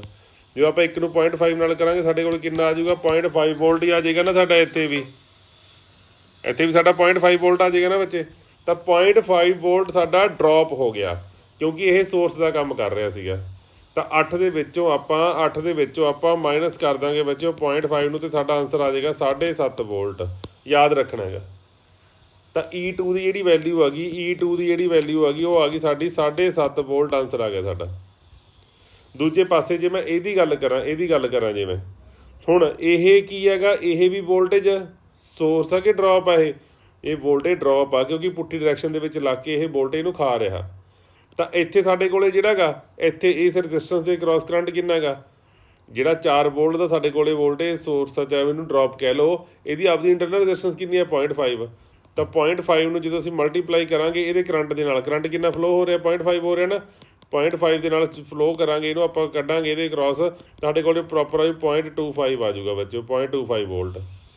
ਤਾਂ ਹੁਣ ਕੀ ਹੈਗਾ, ਇਹ ਵੀ ਵੋਲਟੇਜ ਡ੍ਰੌਪ ਆ, ਇਹ ਵੀ ਵੋਲਟੇਜ ਡ੍ਰੌਪ ਆ, ਤੇ ਚੋਰ ਚਚੇਰੇ ਭਾਈ ਕਿਹਾ ਸੀਗਾ ਨਾ ਜੁੜ ਜਾਂਦੇ ਆ ਦੋਨੇ। ਤਾਂ ਸਾਡੇ ਕੋਲ ਆ ਜਾਏਗਾ 4 + 0.25। ਤਾਂ ਟੋਟਲ ਸਾਡੇ ਕੋਲ E1 ਦੀ ਜਿਹੜੀ ਵੈਲਿਊ ਆ ਜਾਏਗੀ ਉਹ 4.25 ਆ ਜਾਏਗੀ। ਉਹ ਵੱਖਰੀ ਗੱਲ ਆ ਵੀ ਜਿਹੜਾ ਇਹ ਹੈਗਾ ਇਹ ਵੋਲਟੇਜ ਸੋਰਸ ਨਹੀਂ, ਇਹ ਵੋਲਟੇਜ ਡ੍ਰੌਪ ਆ। ਤਾਂ E1 ਦੇ ਹਿੱਸੇ ਆਈ ਵੋਲਟੇਜ 4.25, ਇਹਦੇ ਵਿੱਚੋਂ ਪਲੱਸ ਹੋ ਗਈ, ਤੇ ਇਹਦੇ ਹਿੱਸੇ ਆਈ ਆ ਜਿਹੜੀ ਵੋਲਟੇਜ ਉਹ ਕਿੰਨੀ ਆਈ ਹੈਗੀ 7.5। ਹੁਣ ਆਪਾਂ ਆਨਸਰ ਦੇ ਵਿੱਚ ਦੇਖ ਲੈਂਦੇ ਹਾਂ 4.25 ਤੇ 7.5 ਆ ਪਿਆ ਜੀ B ਆਨਸਰ ਦੇ ਵਿੱਚ। ਤਾਂ B ਆਨਸਰ ਦੇਖ ਲੈਂਦੇ ਆਪਾਂ, B ਆਨਸਰ ਸਾਡਾ ਸਹੀ ਹੈਗਾ। ਠੀਕ ਹੈ ਜੀ। ਤਾਂ ਇਹ ਕੁਝ ਕੁਐਸਚਨ ਸੀਗੇ ਬੱਚਿਓ। ਇਸ ਕੁਐਸਚਨਾਂ ਤੋਂ ਬਿਨਾਂ ਜੇ ਕੋਈ ਤੁਹਾਨੂੰ ਹੋਰ ਵੀ ਕੋਈ ਕੁਐਸਚਨ ਹੈਗਾ ਗਾ, ਤੁਸੀਂ ਮੈਨੂੰ ਮੇਰਾ ਇਹਦੇ WhatsApp ਨੰਬਰ ਦਿੱਤਾ ਹੋਇਆ, WhatsApp ਨੰਬਰ 'ਤੇ ਭੇਜ ਸਕਦੇ ਹੋਗੇ। ਤੁਹਾਡੇ ਕੁਐਸਚਨ ਦੇ ਜਵਾਬ ਤੁਹਾਨੂੰ ਮਿਲਦੇ ਰਹਿਣਗੇ। ਠੀਕ ਹੈ ਜੀ। Thank you very much. ਉਮੀਦ ਆ ਅੱਜ ਵਾਲੇ ਕੁਐਸਚਨ ਤੁਹਾਨੂੰ ਪਸੰਦ ਆਏ ਹੋਣਗੇ।